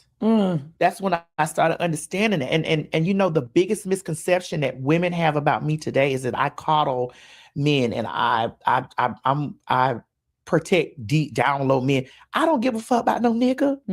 I'm not out here boy crazy nigga. I done been through that. I'm almost 50. I've been through that already. I've been a girl since I was a little teenager.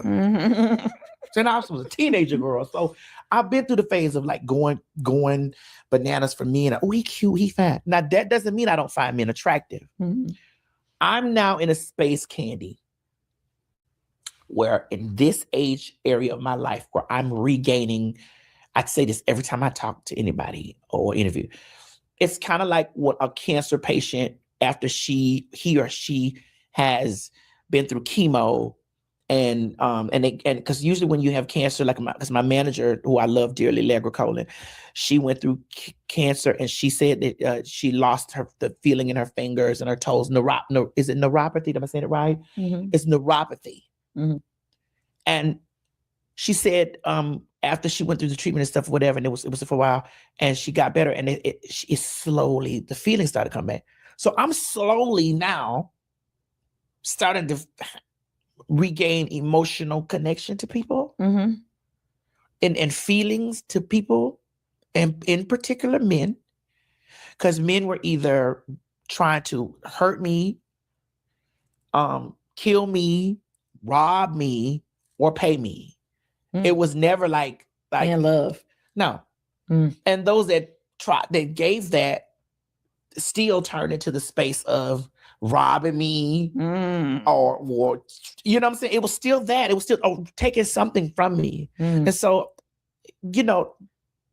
people on my team are males. Like whether gay male, straight males, because I have gay men and straight men that work for me. And so I've explained to them, please forgive me at times if I'm not connected to you, because I'm learning how to say, yeah. Oh, you don't use the love word? I do, but I'm just saying, I'm learning how to get that feeling and emotion back, like I love you, because I don't really give a fuck about this shit. So how did you do the transition? Because like you at some point you transitioned from the adult to mainstream. To the mainstream. It's same. It was I used the same mechanism. It was the social media mechanism, and it was Vine. And would you say you and Kaya? No, helped you? Okay. I was Kaya just put me over with the niggas. When I popped out on Vine. Can we say everything? Yeah. The white people gathered me first. White people gathered me up first because it was that no wave 22 inches. Yes. It was that first. And so I catapulted into like this crazy thing. Like they were all in France and all like I was worldwide. Okay, worldwide. And then, I started doing like commentary on stuff or whatever. And then there was this beautiful Black woman in Atlanta by the name of Kandi Burruss, who saw BigDickBitch.com somewhere, and then she had this panel of trans people to come on there, and she invited me to her show. So you were the first mainstream show, Kandi Coded Nights, that I went on that was for our community, for the Black community. Like that, you were the first, like my segue into Black media. Yeah. And then after that, it was like people were writing articles about it because it was, it was an explosive show. It was. And I don't even think we got credit for what we were, trying to do back then, but it was an explosive show. It was a lot. Like it was a learning thing. Like you had different trans people. You had trans men, you had trans women. Like you've always been progressive, Kandi. Always. I think I kind of grew up in a progressive family on my mama's side. That's good. That's my cousin over there. They cool. Nah, yeah. I told you, one of my uncles, he was he went by. Well, two of them were gay, but one was openly, and from the time he was a teenager, he was he dressed as, in his female form. But then, on the regular during work days, he dressed as a man. But but as he got older, he just did regular, but he was just always. So he possibly what today's term, he possibly was gender nonconforming or non-binary. Child, if you met him today, he would be like, bitch, I don't go by all them names. Well, he was real old school. But the thing about it is, like, I was very familiar, and I knew about the world of like when they dress and then go make money, because he would do that. Yeah, he was doing that, and he would tell me all about it. And then, like, for us, it was like it wasn't a thing. So all his friends used to come, and we would always hang. They would be with our family every weekend. We always used to be the family house, like Soul Food on the movie, where every Sunday everybody gets together. So that was like. I grew up with that being and I think that's what shapes you into being so knowledgeable on things and so open about sexuality and experience and stuff like that. There are people who have closed themselves off to just like, oh, I don't want to know nothing about that. Oh yeah, it's like, girl. No, child, I was very informed. Mm-hmm. And thank you. Very important. Okay, now when you stepped into spaces like Drag Race and Zola and Brother, like, did you feel like you were representing something bigger than yourself? Like, do you feel pressure, being like sometimes, especially when you're some of the first faces of Black trans women to step into space, not just you, but when you were like one of the first to really break through, do you feel pressure to represent everybody? Well, here's the thing. Laverne Cox was on the cover of Time magazine in 2014. Mm-hmm. I had just started breaking through mainstream media and gotten into some stuff in 2014. Mm-hmm. And I told her this, so Laverne, if you're watching, what was hurtful for me was that they were praising Laverne and they were demonizing me because Laverne was on the cover of Time and I was nude. Mm-hmm. 22 inches, yes. And Laverne is on Time. So it's just like, well, you got this end of the spectrum where this is great. She's on Orange Is the New Black. And then you got this end of the spectrum, like this bitch is naked. There's a poor representation. So I received poor representation of trans people, and Laverne was receiving like, this is the highest honor. Mm-hmm. And for a while, I felt the way, not towards Laverne, but I felt the way towards people because I didn't want to be an adult film. I didn't want to expose my naked body. I didn't want to do none of that shit. I wanted to be a superstar like her too, but bitch, those weren't the cards that were dealt to me. I was dealt the naked. Mm-hmm. So when the pendulum swung the other way and I was able to get in there, I felt like I needed to represent those girls who were really, really the underdog. And not to say Laverne was not the underdog, but those girls that were forced into something that they didn't want to be in, and that they got lemons and made lemonade. Mm-hmm. And so when I love that she said that right there, y'all. This, basically that final statement she said, this is just, look, we was just the girls that, we was giving lemons, but we turned it into lemonade. And, we had to do what we had to do, not just to, survive, put the food on the table, pay the bills or whatever, but make our way into maybe the industry or get people to see that, we are somebody too. We're worth it as well. And, whatever choices or whatnot that we made during that time, and the, options that were given to us based off of where we were, and the proximity we were in, we had to make certain choices that we thought that was going to propel our lives and our careers and stuff like that forward. And it did, because look how it did work out for TS Madison, right? Despite the fact of where she started and some of the choices that she had to make, things that she may have been okay with, enjoyed, or maybe didn't feel like she really wanted to do, but that's what was, there for her at that time. She took those opportunities and she made the very best of them. Because look where she is right now. Look how she's doing. Extremely well, right? And then, like she said, there are the Laverne Cox that maybe they don't have to go necessarily, if we know, because we can't be sure all of Laverne Cox's journey and things that she's had to go through before she's gotten her opportunities and made it to the places that she made it to in her career. We don't know. But sometimes some people have, the easier end of the stick, and some people have the harder end of the stick. And that's life in general. Right now we're talking about, when it comes to like, being a trans woman or whatnot under the umbrella and stuff like that. Even when it comes to, if we talk about the journey sometimes that people going through, even if you're just straight, heterosexual, whatever, same thing, right? Because we got straight women that's out here walking the boulevard and selling it just so they can pay, the bills and stuff, get the rent paid and get some food on the table and stuff. And then you got some girls that, they don't have to do that. They have other options and things that's afforded to them. And so that's just one of the things that I feel like is important for us to remember when it comes to, us being, whether, hey, we LGBTQIA plus or just heterosexual, which I think heterosexual should fall under the umbrella because it is a sexuality, but, that's neither here nor there. They always see heterosexual as a separate, like everybody else is under the umbrella, but if you're straight and you're heterosexual, you can't stand under the umbrella. It's just going to rain down on you and you're going to get wet. That's just like a small little joke.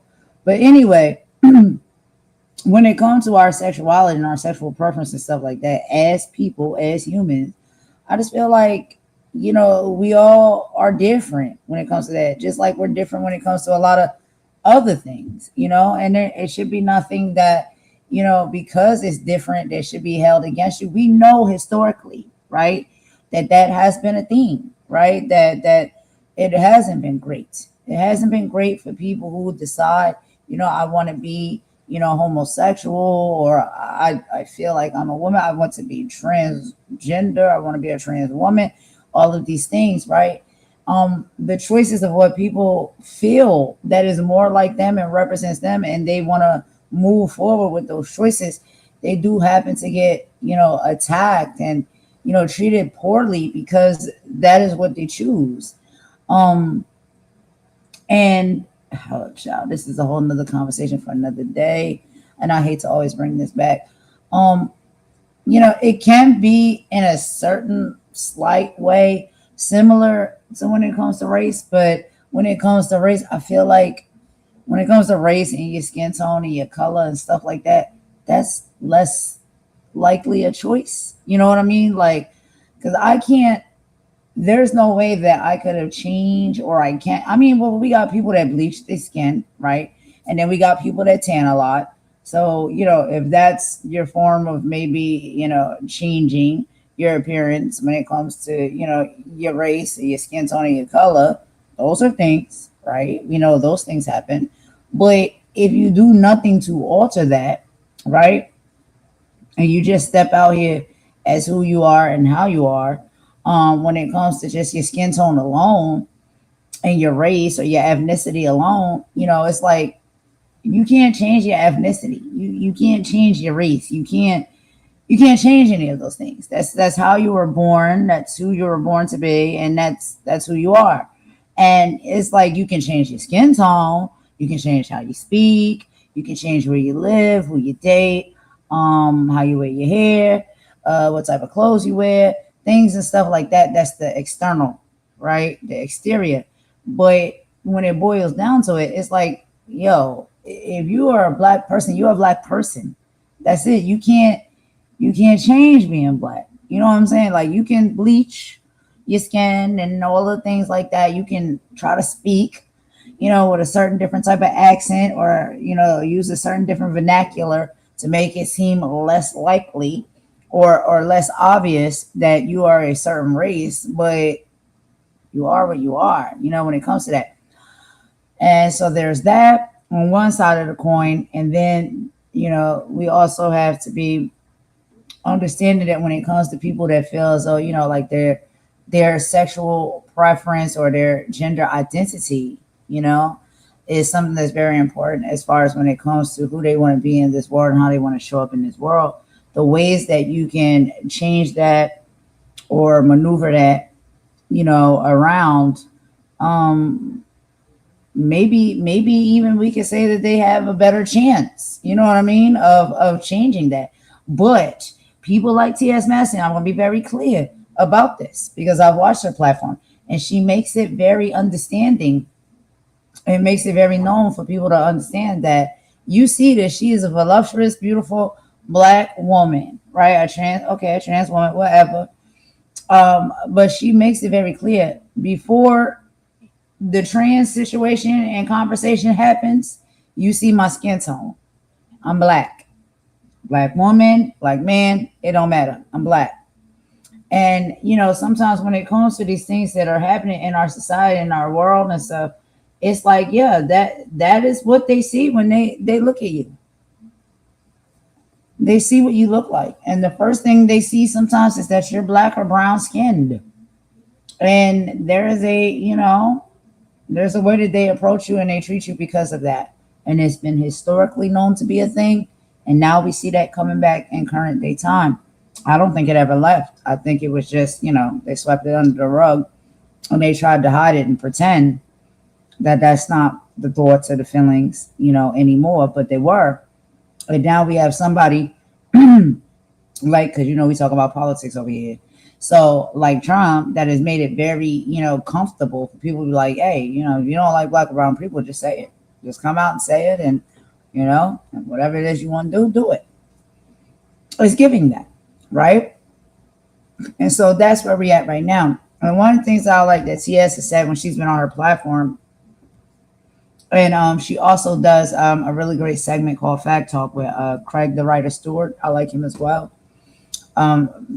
Big intellectual, has many books and stuff like that. And I enjoy, sometimes their conversations together. Sometimes it gets a little bit too much for me and I got to tap out. But one of the things that they always have said during these political times when it comes to voting and stuff like that is that we have to remember, like when you're voting, despite the fact that you are, trans or homosexual or, whatever it may be under the umbrella of the LGBTQI plus, before you're any of those things, you're your skin. You're what you look like and what you show up to look like in this world.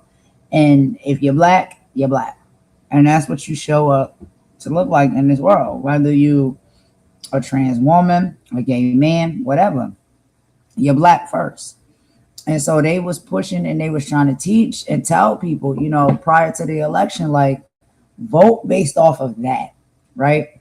Because a lot of people was voting based off of like, and I get it, I understand, like you want, rights and safeties and things of like, that nature when it comes to you being up under the LGBTQIA plus community, you want that. And what other races of people don't understand is sometimes they get to put that forth first, and that's all they have to think about. Because they don't have to think about the secondary, or which really is the primary. You're Black. So not only are you Black and trans, or Black and gay, or Black and queer, or any of those things, right? You're Black.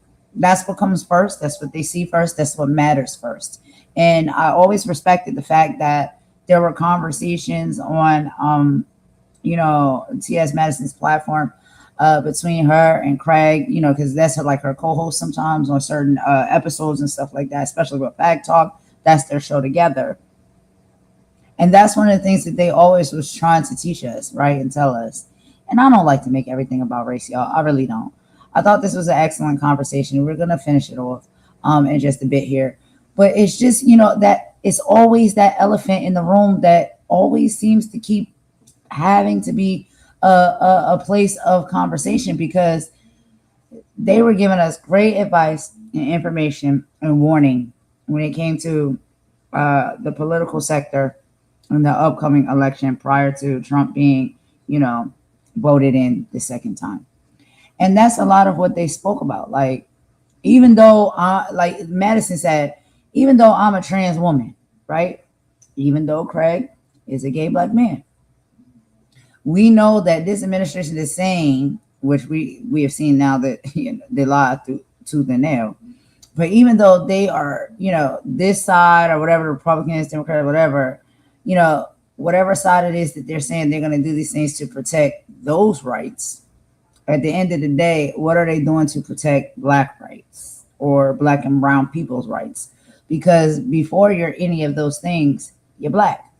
That's what they see first. They pull you over, they see your black skin tone, your black skin color. You're black. They're not going to take the time to say, oh, are you a trans woman? Are you a gay man? Oh, okay. Well, here's your get out of jail free card. We'll let you go. No problem. It doesn't work like that, And that's some of the things that, she has always talked about on her platform. And like I said, Craig, the writer steward as well, who's over there with her, they're cool and stuff. And they have their segment, Fag Talk, that they do, that I really, really enjoy, honestly, because they teach you a lot. And they're really wise, intellectual people. They are, honestly. When people get angry, and it is what it is. But outside of that, they have a lot of wisdom to bring to the platform. So I've always enjoyed listening to TS Madison. She teaches a lot. She has a lot of wisdom. She's been through a lot. And so therefore, she comes forth with information and knowledge, to just try to help, other people, because she's been there, done that. And she just tries to help people and teach them about, how some of these things can work and operate. Because she done been through just about all of it, And now she's in a good place, and which is excellent for her. I'm happy to see that for her. Some things, I may be like, girl, come on. But we all are human, and we'll have those moments and stuff. But overall, I think she has a lot of wisdom to bring. But let's keep getting into it here, y'all, and then we'll be ending this soon. I don't want to keep y'all too long and too late tonight. All right, let's go back to the video. I'll meet y'all in the chat. Went to these spaces like Drag Race and like that movie Bros and Zola and all the stuff, the things that I was in. Yes, I do feel a weight on me. I feel a weight because I'm not perfect. I feel a weight because I have fucked up. I have said shit, and I may still fuck up and say shit. I feel a weight that, I partnered with Kaya and we did the Queen's Court, and we said all kind of shit. We talked all kind of shit. We talked about people. She said some homophobic, transphobic shit, and I sat next to her and laughed because I felt safe. I felt like, well, she's not talking about me, she's talking about them. You know what I'm saying? It's just like a lot of things that my community has drugged me across the floor for, and I'm like, bitch, this is the raw me. You know what I'm saying? And so I can't be I just like I was telling you too early when we started. I was like, well, some of these questions you may have to read. You may have to get that to Laverne publicist. You ain't got to get it. You give it to me. I answer. But it's because she's in a space to where she has to represent correctly. I give a fuck about how I represent Kandi. But you got to get the raw me. Okay, so let's. Okay. We doing too long. No. They just make it, I'll talk forever. So okay, you build a strong presence and brand that comes with a lot of public attention, which is what we just talked about, sometimes even around personal situations. And there's been some conversation online recently, and I want to approach it with respect. Yes. How are you feeling about everything surrounding the trial?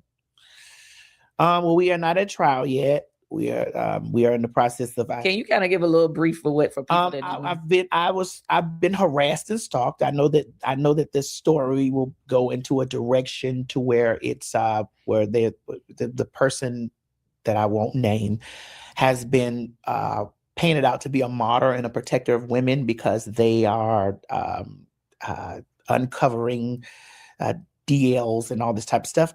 Again, like I said in the earlier thing, I'm not a coddler of DL men. Like I was a whore, a escort, whatever. That was my job. I wasn't. I don't give a fuck about them niggas.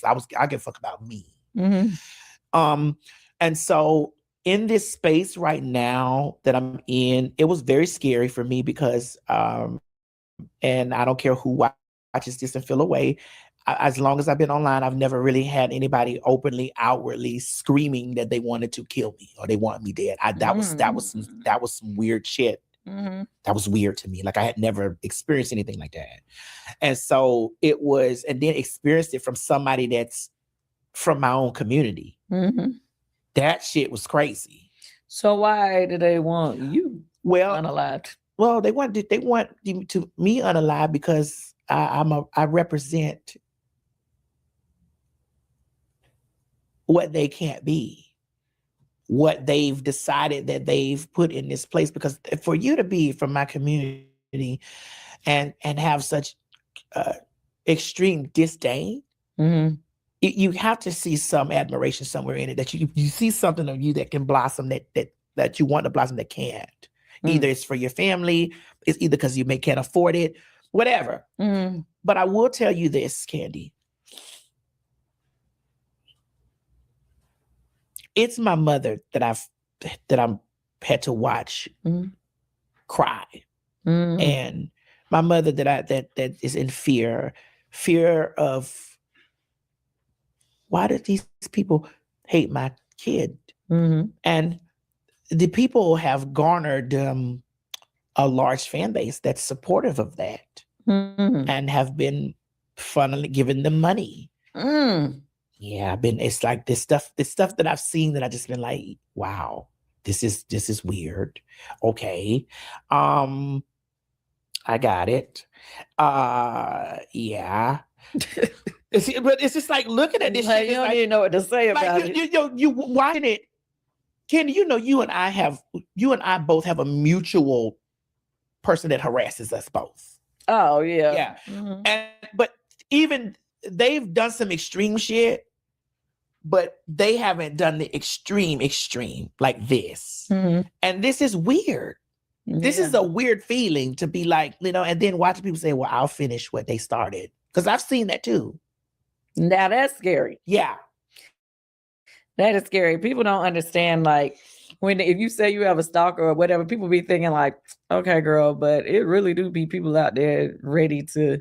I mean, we saw what happened to Rihanna a couple weeks ago, a week ago. It's called these parasocial. This called parasocial attachments. And these people watch you online. They watch your success. They watch you grow. They watch, and it's just like, why not me?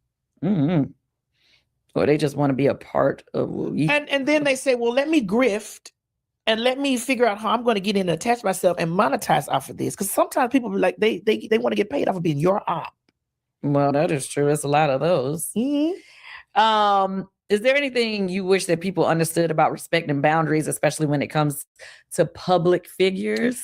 It's one thing to have an opinion, but it's another thing to blatantly spread lies. Like blatant lies, and especially when things can be fact checked and you choose to skip over the facts. Right. You know what I'm saying? And it's just like, you're weird for that. You're weird for skipping the facts and going right to the gossip. Okay. Well, we're gonna move away from that. Okay. There have been a lot there have been a lot of conversations criticizing. You see that foot? I see. That's on the neck. Oh. Okay, let's go. There have been a lot of conversations around people criticizing Egypt. So I want to ask y'all a question because I am just curious, right? So we have seen, and y'all know I've played some interviews and conversations where it comes to, let's just say some musicians and music artists and whatnot that have sat down, because I've did some of the videos with Angie Martinez, sitting down, having some excellent conversations with some great stars within the music industry. And then we also see TS Madison, who is actually a huge star as well. And we are hearing these same conversations over and over and over again, from the likes of Queen Latifah to Neil Long to TS Madison, all now saying that there is this some type of movement or energy that is shifting and spreading around, where individuals are stalking, harassing, and putting people's families and themselves in harm's way and danger, and just being crazy and nasty work. Is that a thing? Like, is that a thing? Because I don't see myself as anybody, right? I know that I do content on YouTube. I have a channel, whatever, do my content or whatever that I see fit to do that I think is interesting. I bring to the platform. I don't see myself as anybody. I don't. I'm just a regular person that's living my regular life with my mother, with my son, in my household, my dogs. That's it. That's all I do. And then I come and I do my content, which is, I want to talk about what's going on politically and in the government. I want to talk about the real, true Black history that they weren't giving us in schools and that we didn't learn. I want to talk about fun things like foods and recipes, because I like to eat. I'm a foodie. I like to talk about all of these different things, and that's what I decided to make my channel about and do content on, right? But what is this weird operation or movement of these individuals, whoever they may be, in all of the different places and spaces they may be? Because it seems like everybody seems to have one. There's a group of them wherever it is you're at, whether you're in Hollywood, you're here on YouTube, you're a bigger social media influencer, such as, like TS, which is also equally a celebrity because she's on TV shows and all of the things.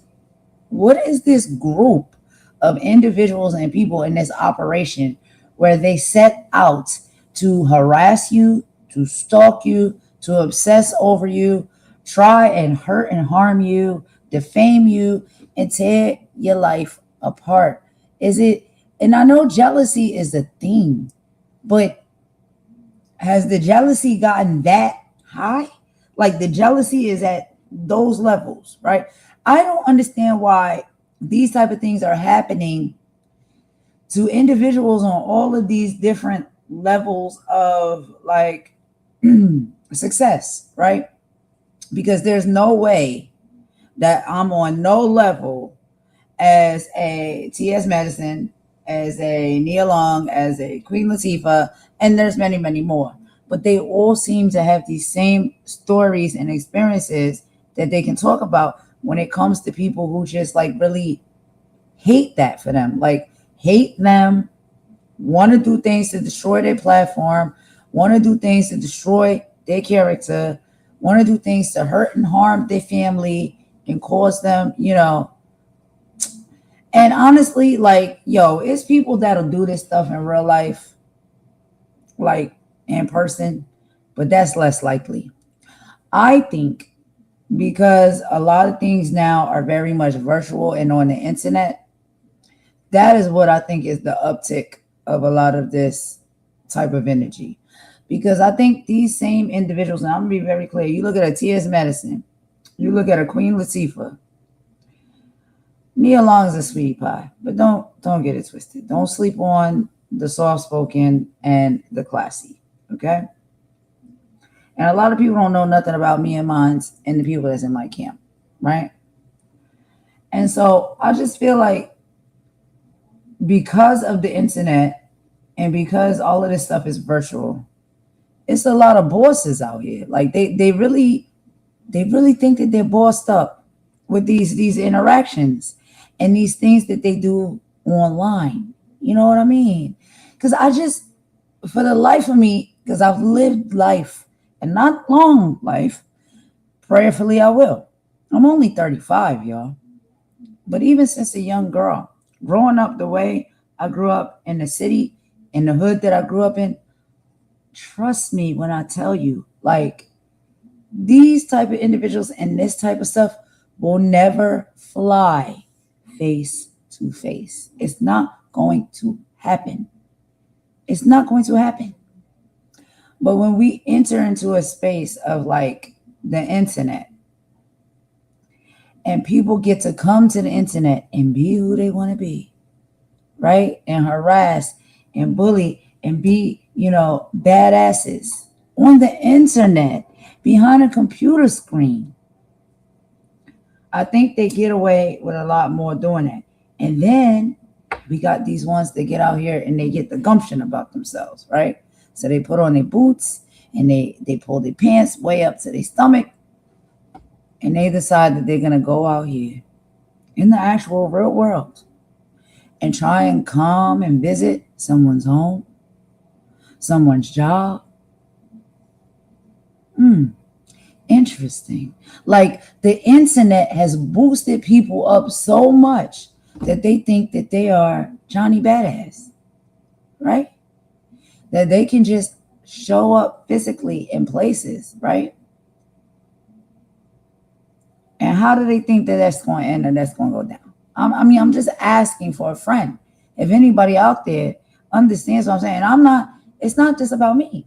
We got TS Madison sitting up here telling y'all her story and her experience online.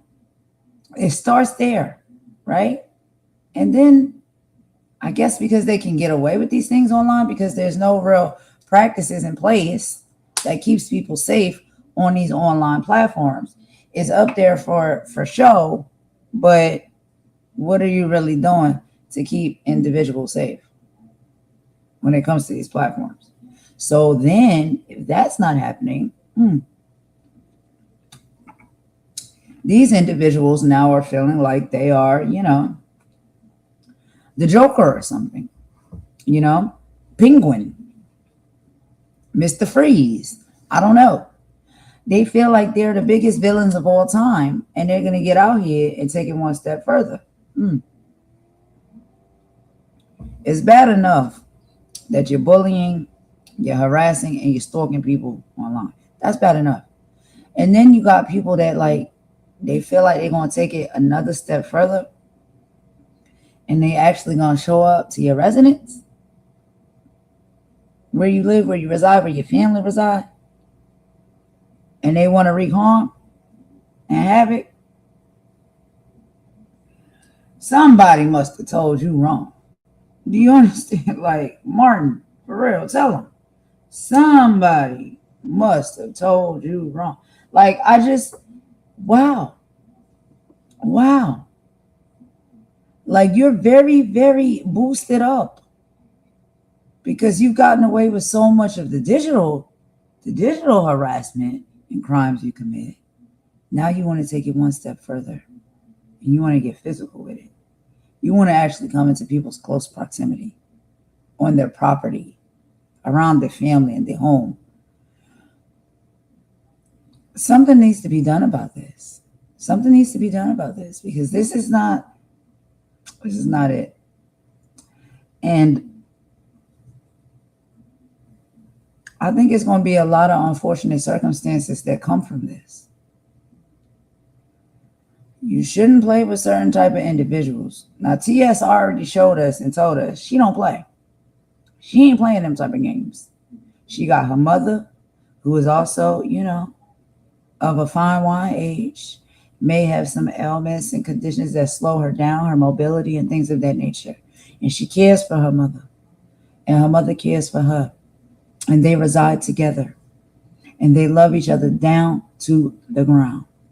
And TS is not going to let nobody put her mother, and her home, and her safety, and her peace of mind in any type of jeopardy.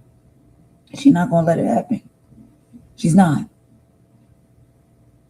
And, it can go one of two ways. Sometimes you go the legal route.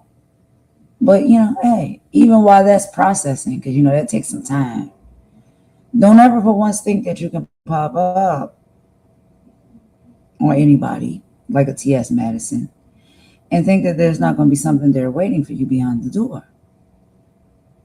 Don't think that you're going to be able to be crazy, obsessed, whatever it is these people may be. I don't know what's going on in their mind. I don't understand it. But do not think that you can pop up on somebody like a TS Madison, show up to her household. Huh? play around with putting her address out there? Huh? You think you're going to do that to a TS Madison? And that's going to end well for you? This is what I'm saying. Like, what is happening? What is happening? Because not only are these things happening to huge superstars, like in these conversations being had with Queen Latifah and Maya, right? Also, Nia Long. Then we have T.S. Madison, who's worked with Beyonce, right? So she's not a nobody. She's a somebody. She's been on RuPaul's Drag Race. She has her own platform, her own brand. She's a somebody, a very big somebody. And then we have these experiences happening to like even the little old minions and small people like me, right? I'm nobody. My channel is small. I don't even have that many subscribers. I'm not monetized. No one knows really my name like that. I'm not famous. I'm not popular. I'm nobody. I'm just trying to sit over here and do content because it's what I enjoy to do and connect with people because that's what I enjoy to do. Why is it a parallel between what these people are dealing with that's similar to some of the same things that I'm dealing with and other like me are dealing with? Some with bigger platforms, some with the same size, some with small, whatever it may be. Just as a content creator, why are content creators on YouTube dealing with a lot of the same things that A-list celebrities, A-list content creators, and moguls are dealing with? I'm nobody. Why am I dealing with these things? Why do I have to? It makes no sense. I don't understand what this operation in this movement is. These people coming after you, trying to put you and your family in danger for what? For what? Why? What is the reason? Like Cardi B said, what is the reason? I really want to know that. I'm so confused. But let's finish up the rest of this conversation, y'all. It's not going to be too much more, and I'm going to let y'all go. Thanks for rocking it with me. But Kandi Burruss and TS Madison.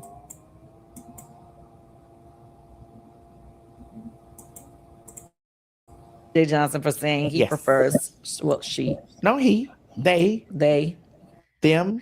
That's the only thing. It's like sometimes, it's like, shit. How do we know what pronouns? I think that they said, prefer. I think they said that it was they. Okay. I think. EJ Johnson for saying they prefer straight men. Mm-hmm. I was in a hot seat too. That's the same hot seat I was in. Okay. Which is hence the reason I got that fucking stalker. Really? Yes. That stalker was birthed from that. Okay. From you saying that you prefer straight men. Well, it was saying from me sitting with Nene, and I said that I don't date gay men. Okay. And then it became, there was a woman by the name of such and such, spiritual whistleblower, that called me a misogynist, called me a sociopath, and said that I buck break men. I usually, Kandi. Buck break. Yeah. You know what buck break means. Wait, and then can I just say something? It kind of seemed like you got a fetish for straight men then. No. But this is what she said. Because you just said you want to. Oh, she said you buck break. I thought she was saying you said that. No. I was about to say. No, I would never say, because buck break means rape. Oh yeah, yes. No. I wasn't thinking that when you first said it. I'm sorry. Buck break means rape. Right. Okay. And so that's the only reason why that she got a response, because everybody's having that conversation, just like everybody's having that conversation about EJ. Because if you look on TikTok, they're putting me and EJ's name in the situation, because just 9 months ago, got it, I had the same conversation on Nene's show, and then now he said with Carlos, what they said with Carlos, and they had the same conversation. And so if that stalker was out of jail, they start stalking this one, because the women were gassing them up, because the women felt like they needed a voice for somebody to go after these people that saying that they mess with straight men. Go after them, get them, fix that. And this bitch put on a Captain Save a whole sweater or jacket or cape, and found out that they were dealing with real kryptonite. Okay. But So let me take it back to the EJ thing, because EJ and I, that it's similar, but it's not. Okay. When I was on Nene's show, Mm-hmm. and Nene asked me, I asked her, I said, what, she said, would you hook me up? And I said, yeah, would you date somebody that knew me? She's like, well, do you only know gay men? I said, no, I don't date gay men. Gay identified men. Let me clarify this sitting here with you, Kandi, so that people maybe can understand me, and maybe Egypt. This is my clarification of it. Men who identify as homosexual are not checking for me. Okay. Gay men that identify as homosexual is not checking for me. Okay. So I don't date gay men. Okay. But you didn't ask me, nobody asked me what I identified them as. Okay. Well, how do you identify? I identify them as either genderqueer, fluid, queer, somewhere in the area, because I'm trans. So, but I don't think that they're homosexual. I don't think that they're gay. But I think that their attraction is, especially fluid. Okay. This is my question. You use the term DL a lot, leading into before we got to this part of the conversation. So what's the difference between what you said was a DL man, were basically men who were in relationships with women, and then, they were hooking up with you as well? Well, they were cheaters. They were cheaters, but you said they were DL. Well, they on the down low. Well, because that's the language that they understand. They're cheaters to me. Them motherfuckers is cheaters. They gonna fuck you, and you, and go home. They're cheaters. Right, I get what you're saying, but people don't necessarily use the down low term for a man that's cheating with a cis-born woman. Well, they should. Okay, well, I'm just asking you, because Sister, they should. They should. You said DL. So what's the difference between DL and I guess you're saying men that you've dated? Well, DL men, I'm from a different time. DL men were usually associated with men that liked men, not men that like trans women. Okay. But you called them DL. Well, when you said you were dating them and they were DL. No, I said I was dating men. You said you was fucking them. I was fucking, well, shit, I was fucking them niggas, but you know what I'm saying? What I'm saying is I was using that term so that it was to set us up for this conversation about the DL, because that was the person's moniker who was stalking me. Right. I mean, I'm just saying, but I'm just saying, even when we were talking about back when you were growing up in Miami, you said they were DL me. No, I said I could have been on the DL because I could have been a boy messing with other boys that were in relationship, not a trans. I could have been a boy. No, I get it, but you were saying as per the ones that you were dealing with in Miami, you said they were DL. So that's why I was just like, I feel like, me personally, I don't like the label situation, because I feel like it's getting too complicated, because it's like this person want to say this and then it's just everybody consider something, versus if you grew up in the old school in the 90s versus if you grew up now, at this time. So I personally don't really like labels. I don't either. But I'm just asking you, because it can get confusing if you used it in the term of which, when you first start dating or getting into life or whatever, you refer to them as DL, but then it's like now you're saying, oh, okay, well, I don't want no DL man. They so for me, as far as it pertains to like the people that Nene knows that she said she what I was saying was I don't date gay identified men. Not DL, not gay identified. Like the men that date me or have dated me will never identify to you or anybody in this room as gay men. Okay, they have the right to self-identify as that's their identity. Yeah, I think that they're genderqueer, fluid, pan, but not homosexual. Got it. And all right, y'all. So do y'all want to do it? Do you want to do it or do you not want to do it? We can do it. Let's do it. All right. So this is where I personally have some difference of opinion, respectfully, when it comes to a lot of this conversation, right? Okay.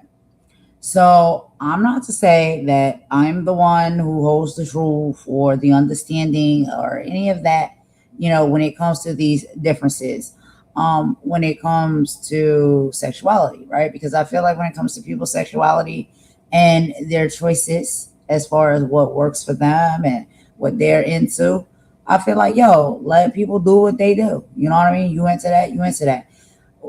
One of the things I think I have an issue with, and a lot of other people may also have an issue with, is walking in your truth. Walking your truth and be honest about that said truth, right? So we're having a conversation about DL men.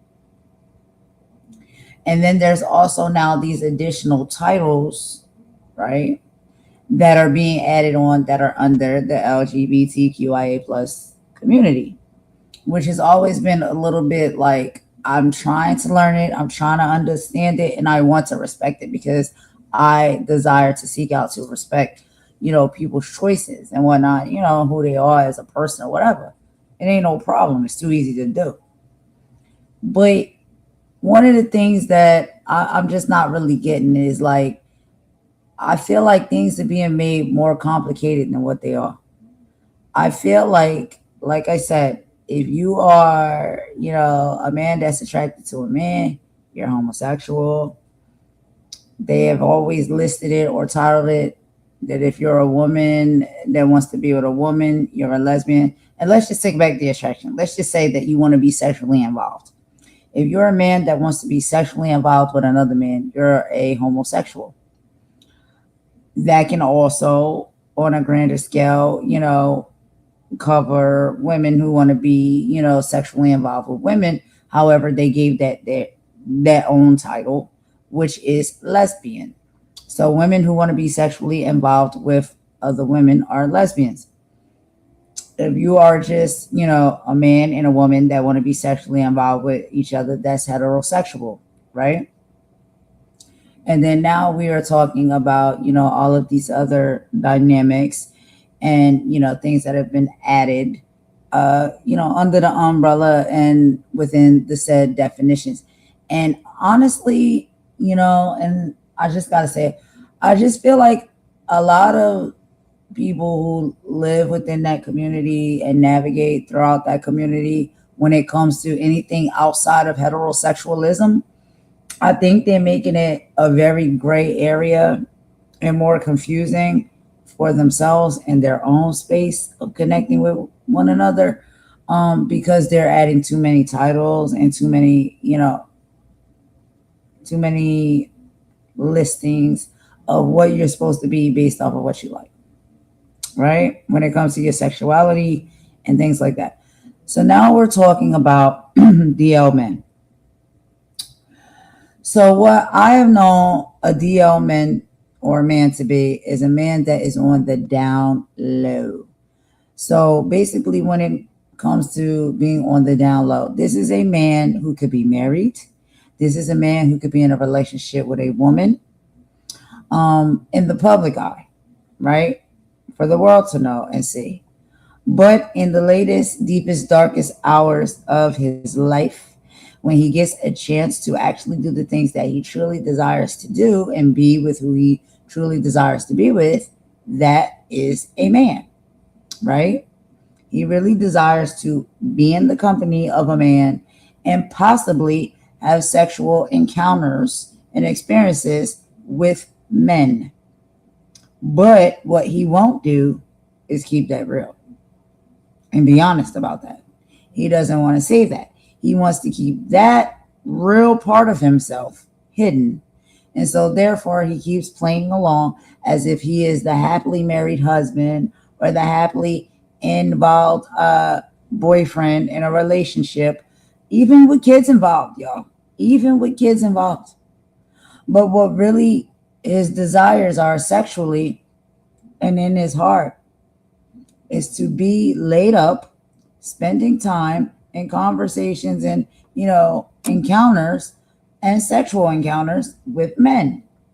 That has always been what my, what I've come to see is the definition of a down low man. He's keeping his sexuality that he truly desires to have and enjoy on the down low, hidden, secret, right? And y'all let me know if I'm wrong, and I ain't trying to be rude here. I have no problem with being schooled or, checked if I'm wrong about what I'm saying here. But even old school, right? Because I'm talking to my mother, and my mother used to talk to my grandmother, and this is nothing new. This has been going on for a long period of time. And this comes from a lot of reasons. Men sometimes are scared to be openly honest about their sexuality because there was a time back in the day where that can get you unalived, that can keep you from getting jobs and opportunities and stuff like that in life. Clown, bully, harass, all the things, all of the time.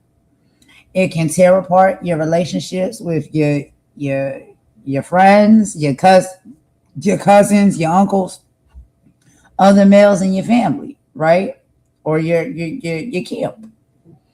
And so you had to keep that a secret. You had to keep that on the down low, right?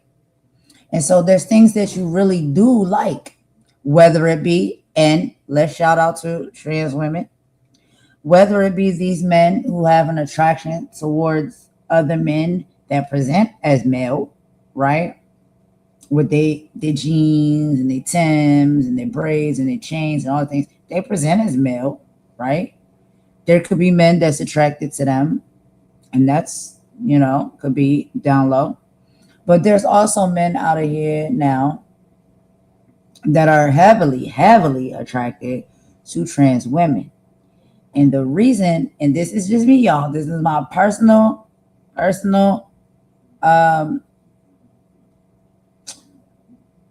opinion.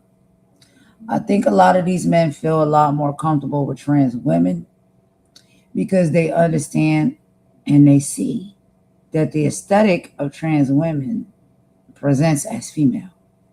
Now, once you get in that bedroom and appendages and things like that come out that you may desire and you like, that's just between y'all. Nobody really needs to know that.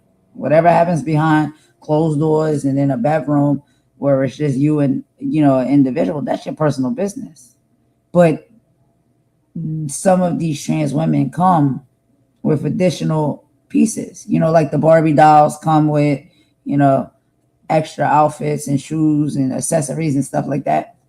And I don't mean that in no way where I'm trying to drag nobody or be disrespectful. I'm just saying you really are like a woman that comes with a little bit of extra. You know what I mean? Because no biological woman has that appendage. We don't have that. But there are men that like that appendage. And I think that some of these men feel that it's a safe zone dating, showing up in public, and being with trans women because trans women, and I'm going to tell you for real, they're beautiful. A lot of them, you can't even tell that they're trans women, but they have an additional appendage that I think some men really like and are attracted to. And for them, they feel more of a comfort being with a trans woman with that appendage because the aesthetic of that trans woman is feminine. She's beautiful. She has beautiful, her hair's done real good, makeup's done real good, titties, ass, beautiful, feminine clothing, smelling good, high heels, all of the aesthetics that women typically have. A trans woman can't have those things. But then behind closed doors, if they have decided not to go, all the way and do the things, as far as, like the surgeries and all that stuff, if they want to keep their appendage, there are men that I do believe like the appendage. And what they feel is very much easier, right, to be with a trans woman with the appendage that I like because the aesthetics of this woman or this person is giving female and feminine. Instead of now I like the appendage of a man, but his aesthetics is giving male. So I can't be seen in public with him, right? Because now it's like two men walking down the street holding hands, boo, boo, boo. And I don't necessarily want to go down that route. I don't want to necessarily say that I'm a gay man or homosexual. You know what I'm saying? Because I don't, a lot of men's like, I don't feel like that's what I am. I feel like I'm attracted to feminine features, but there's an extra appendage that I also equally like. And I get to have both of those things, right? Y'all, this is a deep conversation, and I don't mean for it to be disrespectful in any type of way. I have worked on this in my mind for years. I have cousins and family members that are trans women, and I've had conversations with them. And we have had these conversations, and I literally have said these things that I'm saying right now to them and asking them the questions because I'm trying to understand where we're coming from here. I'm trying to understand what it is. And then there's this old school versus new school. I get that. You know, a lot of people that's old school they stuck in their ways and their mindset and things like that. We know that. When it comes to a lot of things, right? Even when it boils right on down to religion, we know it. It's a lot of old school ways and mindsets that, you know, some of them could, you know, upgrade, change, and be better. But when it comes to this one, like I said, number one, it's not my business because I don't care, honestly, because it's not my story. You know what I mean? It's not my encounter or my engagement with someone, you know? So I don't really necessarily care to a certain extent. What I have a problem with is when, like, you know, all of the educational part of it all starts coming up, and education and biology and all those things start getting rewritten. That's what really bothers me a lot, because it's like, nah, we're not gonna do that. We already know how biology works and all of the things. So it's just like, if you have a preference or a choice, that's fine. Do you? We don't have no problem with that. But don't try to reteach things. It's just like how they trying to reteach Black history. Like, the same way we don't like that and we know that's not right is the same way we don't like this and we know that's not right. So you can't just reteach history, biology, science, and things of that nature and make it to what you want it to be. Your preference and what you desire, that's fine. And you can explain it to us and get us to understand it in the best way possible. And what I love about TS Madison and other individuals, you know, that do content and stuff, speaking on it, that's what they're trying to do. They're not trying to rewrite history. They're not trying to rewrite textbooks and biology and all those things. They're just trying to get us to understand, like, this is how we see it. This is how we live. This is how we move and we operate. And this is what it is. You know what I mean? And I don't have no problem with that. I really, really don't at all. Like, and like I said, TS is really great when it comes to education, when it, you know, comes to these topics and whatnot, because she breaks it down. Like, she really breaks it down and makes it make sense so we can understand. Now, there are some things sometimes that she said I feel like is, you know, personal to her and how she desires to look at things, you know, for her personal life and her personal preference.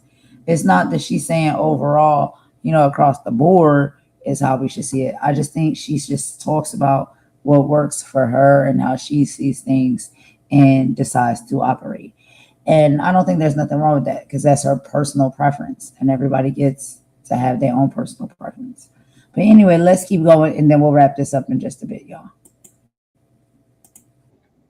Maybe I needed to, I like the way you make me have to clarify that. Maybe I need to clear up what I'm saying when it comes to, because as a boy, when I was a boy, and I said that I could have been DL because I was never going to transition, I probably was just going to live the life of being on the low and dating men and still being a man. I wouldn't have changed.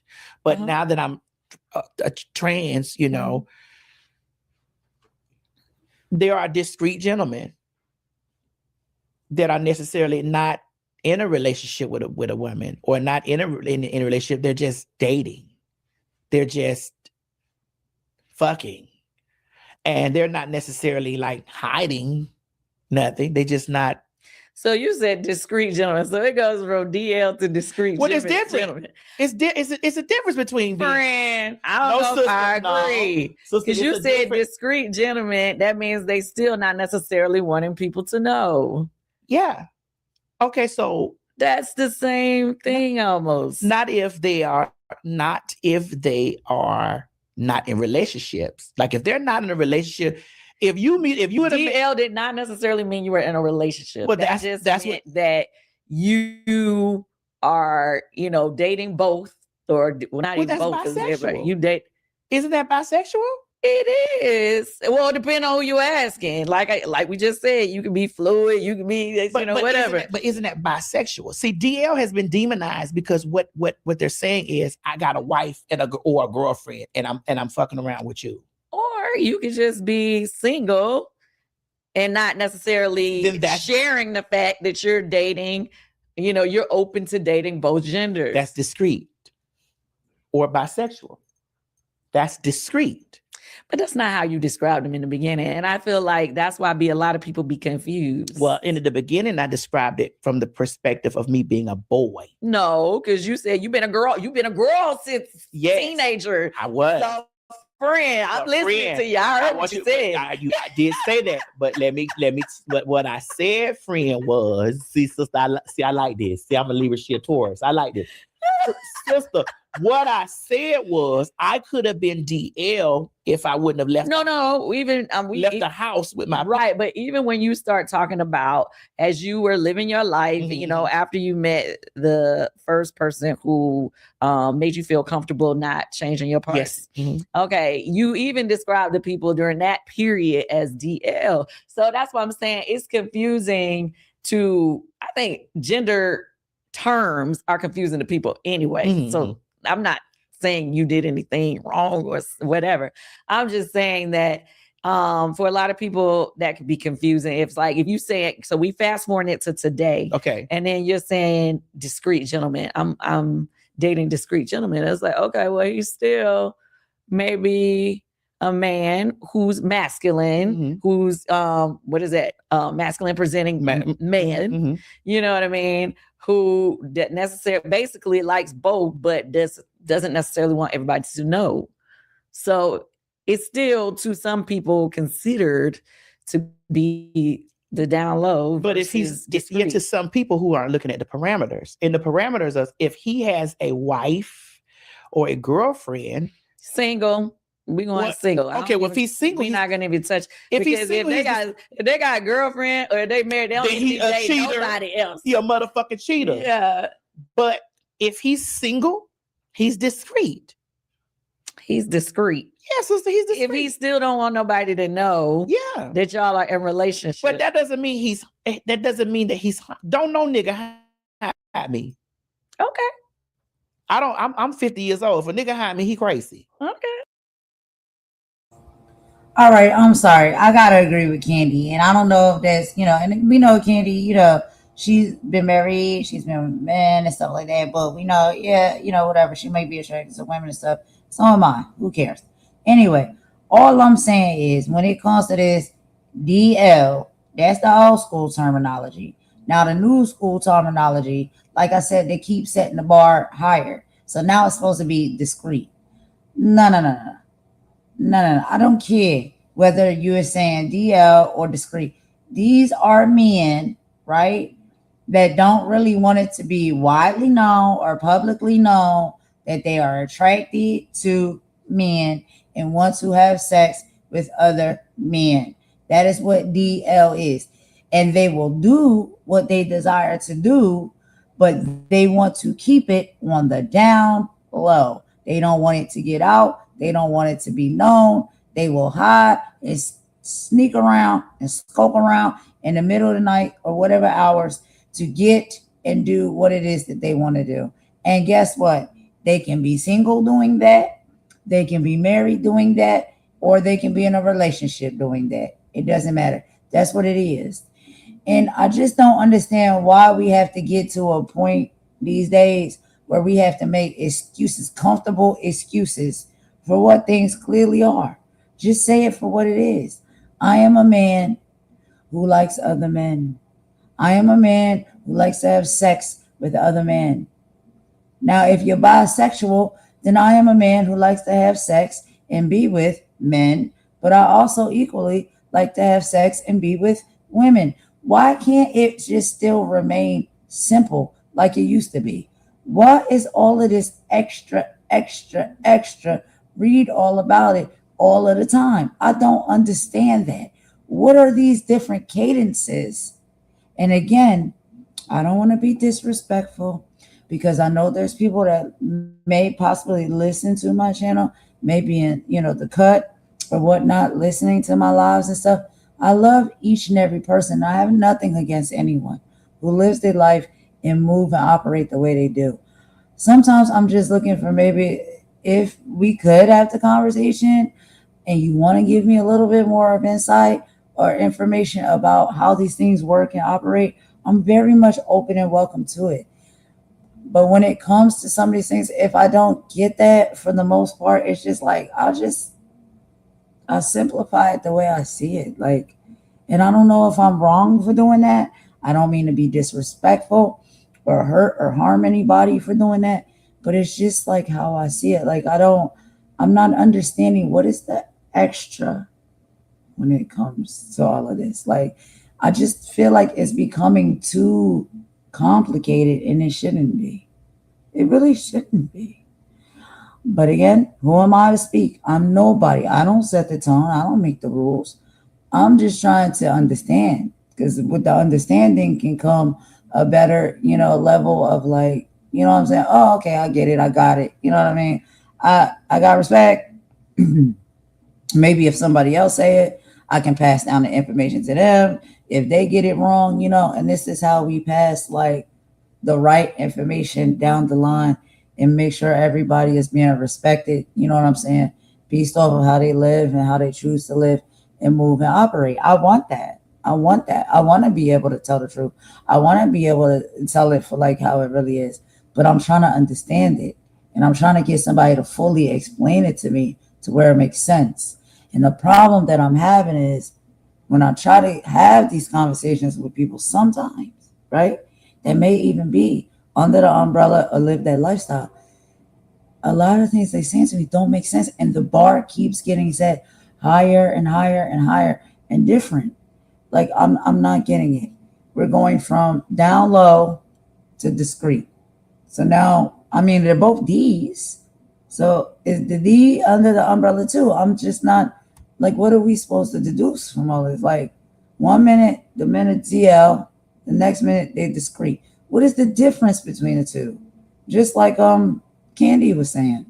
I'm really trying to learn that too.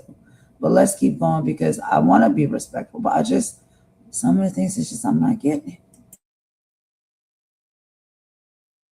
Don't no nigga hide me. Right. So what I'm saying, let me speak for me.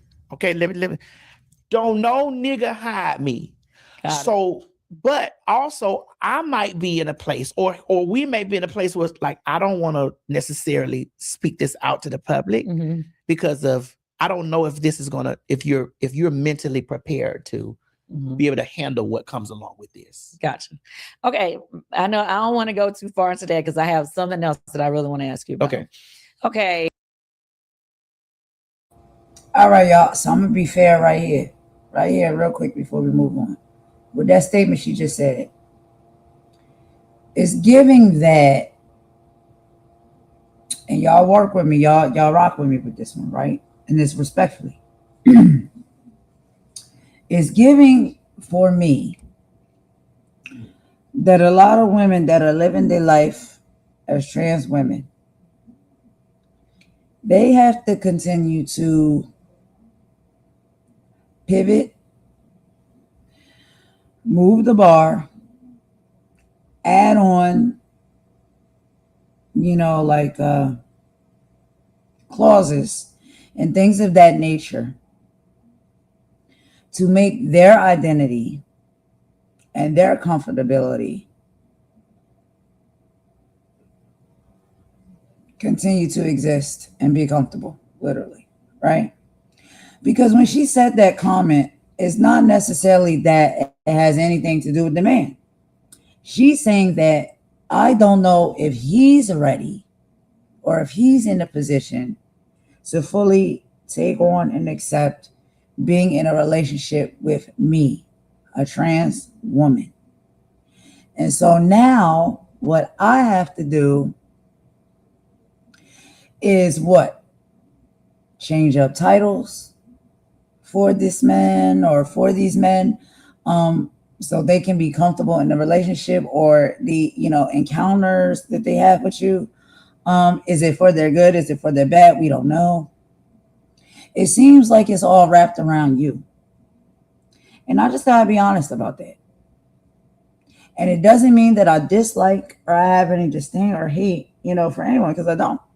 I'm just trying to make sense of this. And I promise y'all, every year it is a new label, it is a new title, it is a new talking point. We cannot keep up. And then when we can't, and we misspeak or we say something wrong, then we get attacked and we get labeled transphobic or homophobic. It's hard for us to keep up with how these things change so frequently. So before it was men were on the DL. Now it's men are, what did she say? Child, cannot even remember the word. Discreet. It goes from DL to discreet. And then her explanation behind that is, I don't know if you're ready to really fully take on what comes along with being with or in a relationship or with and around me, which is a trans woman. So is it about the man, or is it more so about you and your identity and how you're navigating through that life and that experience, and everybody else has to conform around it to make you feel comfortable in that place and period of time of where you're at in your life? I'm asking respectfully. I'm not asking with any disdain or any hate in my heart. I'm really truthfully asking, because what I do, because I do have love and respect, is I try to learn. I try to learn all of the terminologies. I try to learn what the respectful phrases and terms are, all the things, because I want to respect. But I'm telling you, like literally each and every year, just about, the bar is set higher and the terminology changes and the mindset changes and all of the things are different. So I'm just asking, like, how many hoops do we have to also keep jumping through with you, because you're jumping through hoops with yourself because you're not even fully sure, or possibly not fully sure what it is exactly that you identify as and how it is you want to move and operate. And I don't mean that in any disrespect. I'm just saying you have to know yourself. And I know that we go through journeys as people where we're always are shifting and changing, and our mindsets are shifting and changing, and our, how we see ourselves are shifting and changing. Shit, that ain't got nothing to do with being a trans woman. That's doing being a human, But then we get attacked sometimes because when it comes to certain people that live their life or decide to live their life as trans women or individuals, they switch up so frequently, and we're trying to keep up to be respectful and loving. And it's hard to keep up because they switch up so frequently. Like, we don't know. Like, a few months ago, it was one thing. Now, a few months later, it's going to be something else. We don't know. But anyway, I'm going to go ahead and let's see how much we got left of this. I think we can finish it off. And then I'm going to wrap this up, y'all, because I'm getting ready to take it down and go to bed. But I thought this was a really good conversation. And again, I hate the fact that TS Madison has been stalked and harassed. There's different levels of stalking and harassment. And when it comes to, this virtual platform, this YouTube platform, a lot of people have experienced that same thing, stalking and harassment. And, I don't know what that comes from. I don't know what the obsession is. I don't get it. But this is what these people go out of their way to do. And they've tried to do this to TS Madison. She's taken the proper legal actions, which I'm so happy she has, and to make sure she is safe, her mother is safe, because she also is someone who lives with her mother, who is fine wine and may have some health conditions and ailments. That's not so abnormal, right? That's not so abnormal as a situation for people to live in. But, you let these people tell it something ain't right. Well, we care about our mothers and our families over here. So that's it and that's all. But anyway, let's finish up with some of this conversation, y'all, and then I'm going to get up out of here because honestly, I'm about to lay down after this. I'm tired, y'all. I'm tired now. But let's finish it off. I feel like you're doing some great things in the community. Yes, ma'am. You took a house that you paid for and you basically made it open to other people of trans experience that, are, like you said, humble beginnings or they ain't really got all the what they need in life. Huh? We call them system impacted. System impacted. That's the best way to put it. Okay, you are helping them. Yes. And people are trying to say that I've scamming. Yeah, Tasha K. I'm gonna name names. Tasha K, McGilla, the person that was stalking me have why? Why are they trying to say you scamming? Well, they try to say this stuff because they don't really understand how I could have these things. And they don't really understand how I'm actually successful. It just got to be a scam. And also because one of the co-founders of the place have had prior situations with things 5 years ago that had nothing to do with me or my home. And so they're trying to link and tie me into situations that doesn't have anything to do with me instead of fact checking. Yeah. Who handles the funding? NASM Inc. handles the funding. I don't have a 501c3. I don't have a nonprofit organization. I don't have that. So what I did was I used. That's a business. That's your business. I use NASM is a 35-year-old company here that takes care of HIV, housing and stuff for gay men.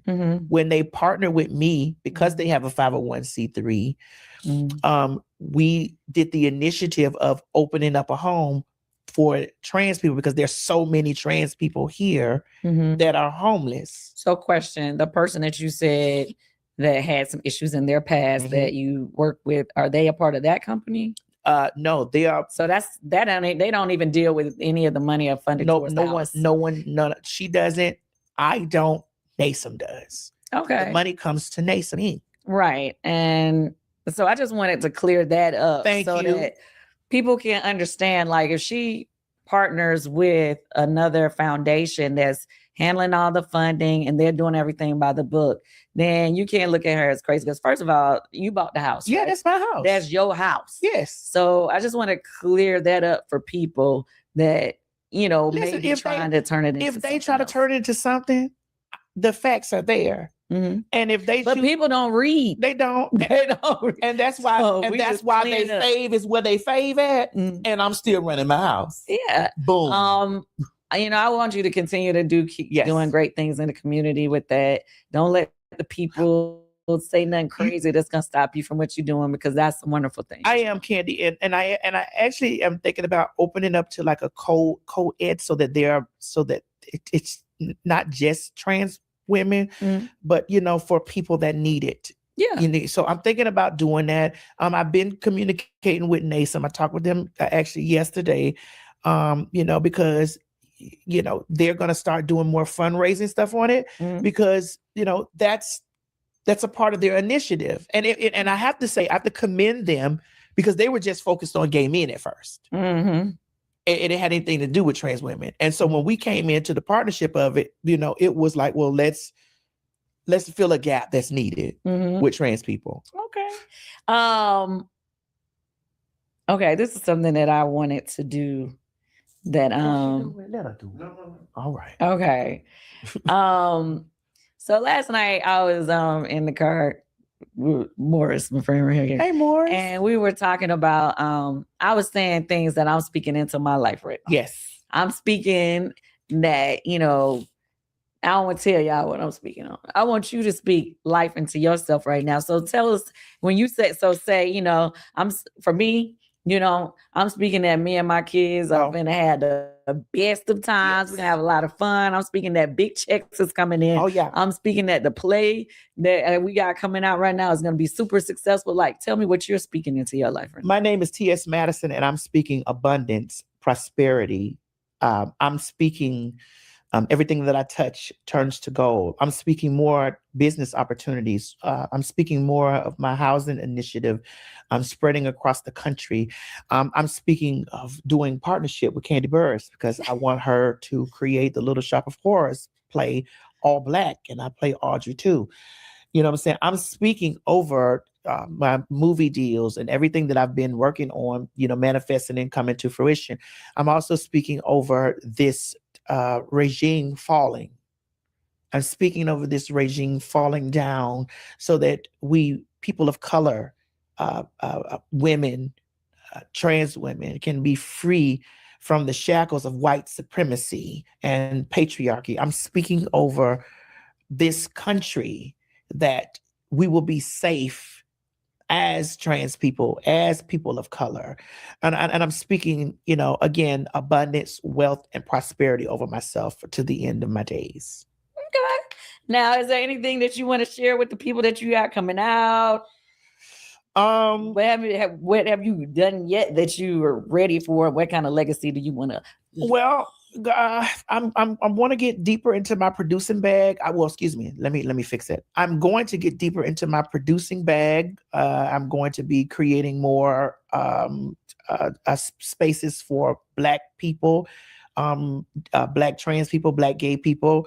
I'm going to be working on more projects because I'm looking at the way that the regime now has stifled or is attempting to stifle all things Black.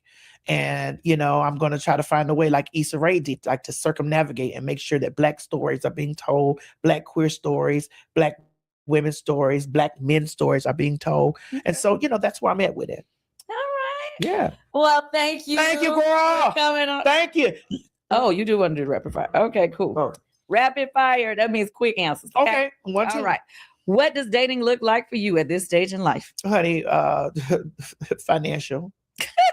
Whoever I'm dating has got to make sure we making money together. How much money do they have to make for you to date them? Oh, they just got to be available for us to make money together. Okay, cool. They may come in zero, but we may leave out as heroes together. Got it. Who is your biggest hater? Tasha K. Okay, what's the craziest DM you've gotten? I want you to walk me in public and piss on me. I was like, what? For free? No. What's a deal breaker in business? Emotions. I don't get into that emotional shit. Let that emotion stuff go. This business is, we got to get money whether you happy or sad.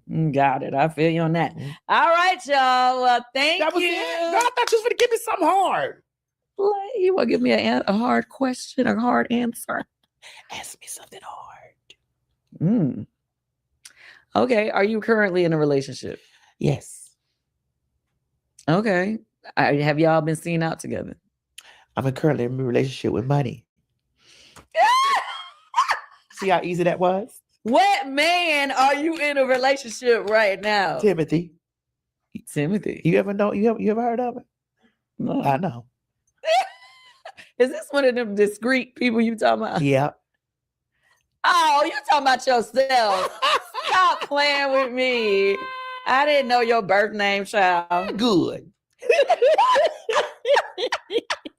But whatever gentleman I am dating, I'm keeping that discreet until I'm ready. They're not in a space of like it's like, well, what's up? But they're not ashamed of anything like that. That's awesome. Yeah, but it's like me, like, cause I'm like, I don't know if you'll be able to handle the pressure. How long y'all been dating? I'm poly. You date multiple people? I do. Oh, okay. All right. You should too. I don't know what I'm gonna do right now. Yeah, but if you got divorced like 2 days ago. I was against poly at first, but I'm not now. Why were you against it at first? Because it's just like, how do you deal with multiple people? Then it's just like, I may not like you today. I may like you tomorrow, but I might like my friend. So, I believe in polyandry. I have all the husbands. They just dating me. Wow. Polyandry is when the woman dates multiple men. Yeah, I don't know. That's interesting. Get into poly. I mean, it doesn't sound like you cheating with multiple people. No, just be worshipped. I believe in worship. I feel you. You don't believe in worship? I do. Yeah. Then you feel me. Yeah. I can't. I don't know if I could. It's too much to carry on. All right, y'all. So we're going to go ahead and end it right there. I hope y'all enjoyed the live, y'all. It was a late night one. Y'all know how I am. I can't sleep, y'all. So I'll be up. So I figured I would go ahead and listen to that and, watch that along with y'all. So I hope you enjoyed it. I really, really do. But there was a lot of great and excellent conversations that happened within that live between Kandi and TS Madison. And a lot of things that we learned, And that's what it's about, hearing conversations out, letting people talk, learning more about them based off of the conversations that they have, and sometimes the responses that they have, within those conversations as well. And so that's literally all I have for y'all tonight, y'all. I am going to lay it down now because I am tired. I wasn't tired earlier, but I'm tired now. So I'm going to go ahead and lay it down. We'll be back tomorrow, y'all. We got some more political coverage that we'll be doing, and Imani will be back with me. But that's all I got for tonight, y'all. I'm gonna end it with a bop, and I'll talk to y'all in the morning. All right, y'all. Thanks for joining me. Whoever is in the chat, we appreciate that. And even if you was just listening from the cut, I appreciate that as well. I hope y'all really got something that you like from this live. Everyone have a good rest of the evening, or maybe morning, evening, afternoon, night, whatever respectful time zone you are in. I hope the rest of it is great for you. Until we speak next time, y'all. Golden is out. Bye.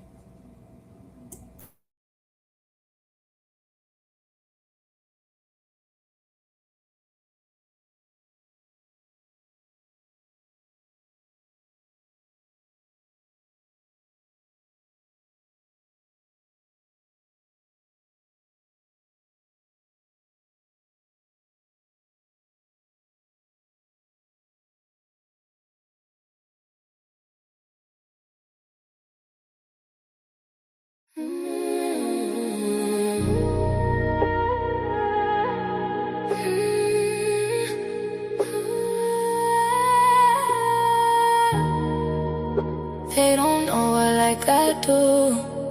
Nah. Golden. She moved through the city with her hair held high. Pretty brown skin with a storm inside. Everybody see the glow, they don't know the pressure. Smile so warm, but her heart no weather. Late nights riding while the skyline blur. Trying not to cry when the memories occurred. Had to learn fast, everybody ain't loyal. Some people love you long as they control you. Now she move careful, energy expensive. Too many fake vibes hiding in the friendship. Used to give love with her hands wide open. Now every scar got the whole vibe frozen. They don't know her like I. No, they don't know. She goes by golden, soft voice, deep soul, hope or glowing. She goes by golden. City lights dancing with her heart stay open. Long dark roads, but she still stay focused. Everybody watching, but they don't really know. She goes by golden. Too much grace with the games they throwing. Real love, rare, so spirits they got it. Beautiful soul, but the pain left marks in it. Mirror tell the truth when the lights go dim. All the things she carry weight heavy within. She survived nights she don't even speak on. Still finding peace what the whole world ain't wrong. Funny how the love disappear when you're healing. Funny how the fate come around when you win. Now she trusts God more than people intend. Just cause smiles hot and being hidden in the big. She's still soft-hearted but she way less naive. Can't keep pouring love but there's nothing received. Still dancing slow through the hurt and confusion. Trying not to lose herself chasing illusions. She survived the fire. Still glowing through this room. Still sad, still dangerous, still chosen. She goes back golden. Snow so deep made the whole room notice. Heavy lies couldn't break what was chosen. Still standing tall while the whole world folding. She